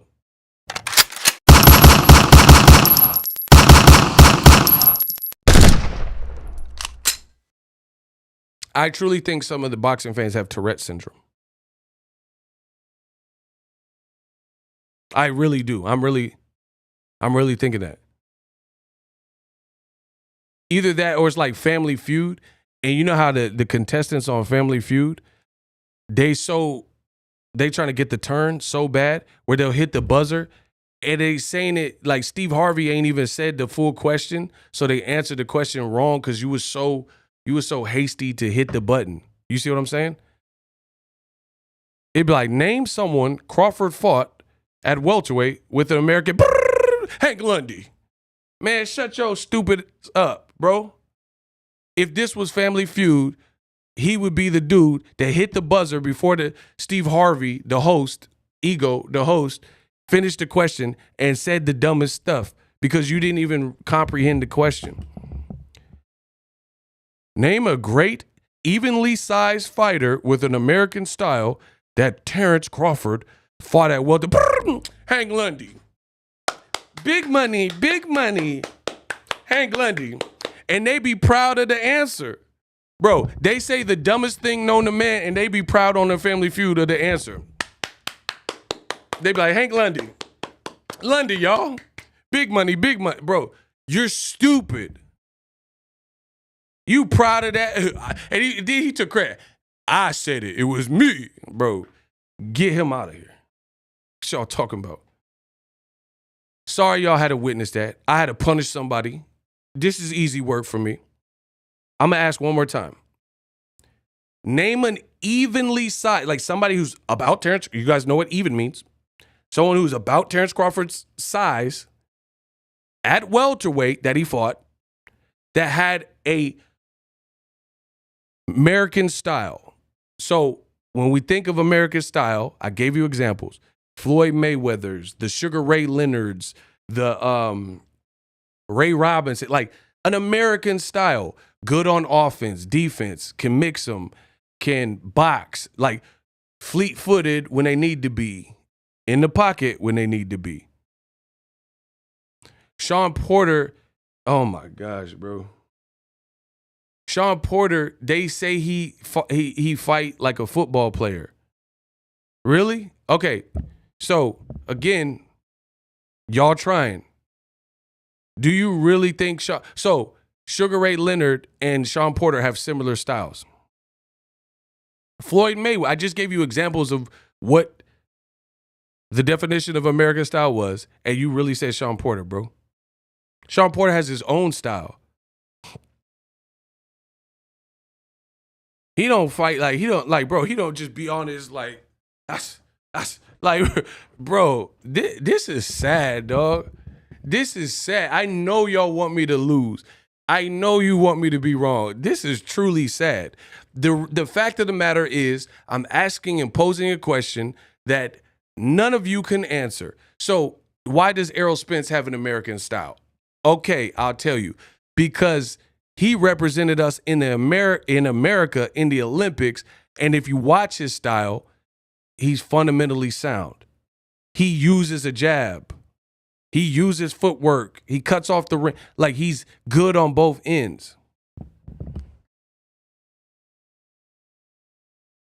He had not fought one, but, okay, Amir Khan, he don't have American style, and he's not American. Get him out of here.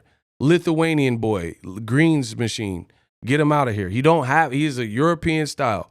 David Achu, bro, where he from? Where's David Amnesia? I know he live in the UK. Where's David Amnesia from? Man, get him out of here too. Jeff Horn, some Australian school teacher. Nope. Bro, he's not even, I thought he was Armenian, but I didn't want to just guess. I don't know. Oh, he is Russian. No, Kamal, right? He Russian. Okay, so Bud's first fight was an Australian school teacher with 14, 15, 16 fights. Next. Then he fought Jose Benavidez, got shot in the leg. I wouldn't really call his style an American style, especially after he got popped in the leg. Doesn't really make sense. Okay, next was Amir Khan. Get him out of here. Doesn't have an American style. Got knocked out by Canelo 2 fights before. Who else? Means Machine. Bro, he a Russian dude that trained in the UK, that live in the UK. And he don't have an American style. And he dropped Bud. Okay, next. Who else? I don't even know. Who else did Bud fight? Kell Brook. Okay, another European guy that was washed. Okay. Kell Brook, I guess you could say he kind of has American style, but he's still a European, so it's not all the way, because, like, I don't think he has that fluidity of, like, a Sugar Ray Leonard. Like, he not light on his feet. Kell Brook, I would say earlier in his career, maybe. Like when he was fighting Slevchenko and guys like that, the guy that beat Ricky Hatton. See, I know my boxing. Y'all don't know boxing. I know boxing, but y'all don't. At best, you could say early Kell Brook, like when he fought Sean Porter, maybe his style was but he's still a European dude training in the UK. But for the Bud fight, he trained in Spain with a trainer. Bro, Brooks' trainer didn't even speak English. Bro, I am so done. The Bud buddies want me to be wrong, but everything I'm saying is true. Kell Brook told you his trainer did not even speak English. How are they even communicating? They was writing notes. They was on Google Translate. I need you to throw the left hook. Bro, he was on one of them. When I was growing up, they had them like foreign language programs. You remember them commercials with the little kids teaching them the foreign language? Back when they had Hooked on Phonics and all that. I know some of y'all too young to remember that. Bro, they were like, the little kid, they showed the camera with a little kid. The kid be a, Sweden, Lajun V. And then the mom came out. No, these kids are not French. They're American. Bro, what the hell did he just say? He said some Sweden like that wasn't even French, bro. Bro, what? Bro, I know y'all remember that commercial. The little kid, that kid possessed. I don't know what they liable. And, bro, this was the 90s. They was like, that kid liable to have said, she said, I'm going to kill you all. And she was saying a different language, bro. That's a possessed kid. What the hell was that? Bro, the kids come out the room. Yo, lotusne, frulorosorbe. Like, bro, that is not Russian or whatever what the hell was that? The kid possessed. Bro, I know you remember. Them little kids was speaking in the little commercial and it didn't even sound like nothing. It sounded like they was possessed. Duke Nukem, le fred la bon. Stenaban dana. Mama say, mama sa. Bro, what the hell he just said? Bro, I used to watch those commercials cracking up. Like, that ain't no French, bro. I ain't never heard no Frenchmen say that. Bro, Brooke couldn't even talk to his trainer. Sweden legend V. These kids are not French. They're American. Bro, it's like when Usher was in the Nice and Slow video talking French. Bro, where he learned French from? That man, USHER. It's 7 o'clock on the dot. I'm in my drop top, cruising the street. Boom, boom, boom. Bro, Usher, tell me Usher wasn't speaking Spanish in that video. He said, man who tweet, espèce de salud. Bro, where Usher learn French, though? Where Usher Raymond get the French? Man, on to tweet, espèce de salud. Man, what the hell wrong with Usher? Where, bro, I probably, go watch the nicest. Hey, my boy Tao from Paris, he said, oui. Hey, Usher, I got some crepes. Les fleques et les crepes for Usher. Bro, hell nah. Bud really fought Brooke and he couldn't talk to his trainer, dog. That's insane.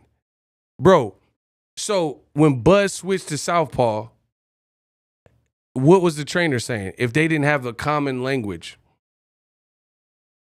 He doing sign language. You need to get Bud. Bro, what? They was doing sign. Brooke and his trainer did not speak the same language. So he was signing to the dude in the corner. I want you to punt him. Punt Bud. You need to hit him.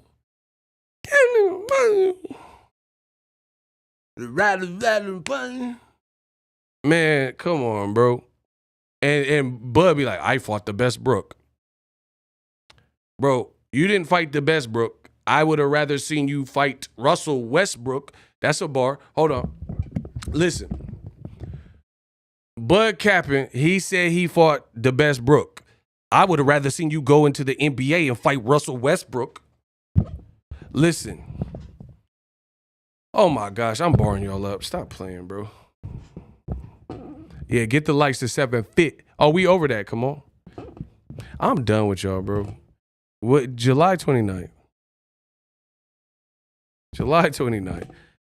Crawford, that like the top ranked circuitry, he not even fighting Americans, bro. Bro, okay. He fought like two Americans. Two Americans, bro. Bro, listen to what I say to you. Oh my, bro, listen to how this tells you the top rank capery with the matchmaking.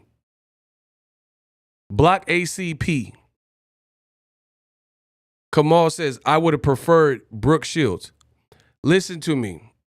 He said Brooke Shields. That's funny. Listen to me, people.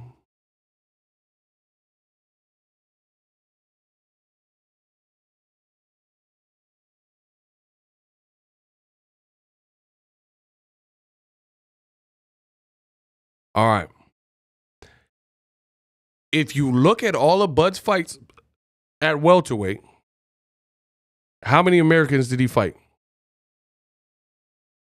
Bro, that's a true question. Somebody named the number. Bud's been in the division for 5 years. 5. Bud Crawford has been a welterweight for like 5 years. How many Americans did he fight? How many? And you guys act. No, it's not one. How many Americans he fight? Oh my gosh. Y'all don't understand. Y'all don't know. See, y'all don't know boxing, bro. How many Americans did he fight? At welterweight. Thank you, Sid. 2. Out of all of his fights, he fought 2. I feel like the Tootsie Roll commercial. How many licks does it take to get to the center of a Tootsie Roll? 1, 2, 3. Bro, he fought 2. 2 trying. He fought Sean Porter and Jose Benavidez. Jose Benavidez being from Arizona. Sean Porter from Ohio. Then I wouldn't label them as having an American style, but I would say Errol Spence has an American style.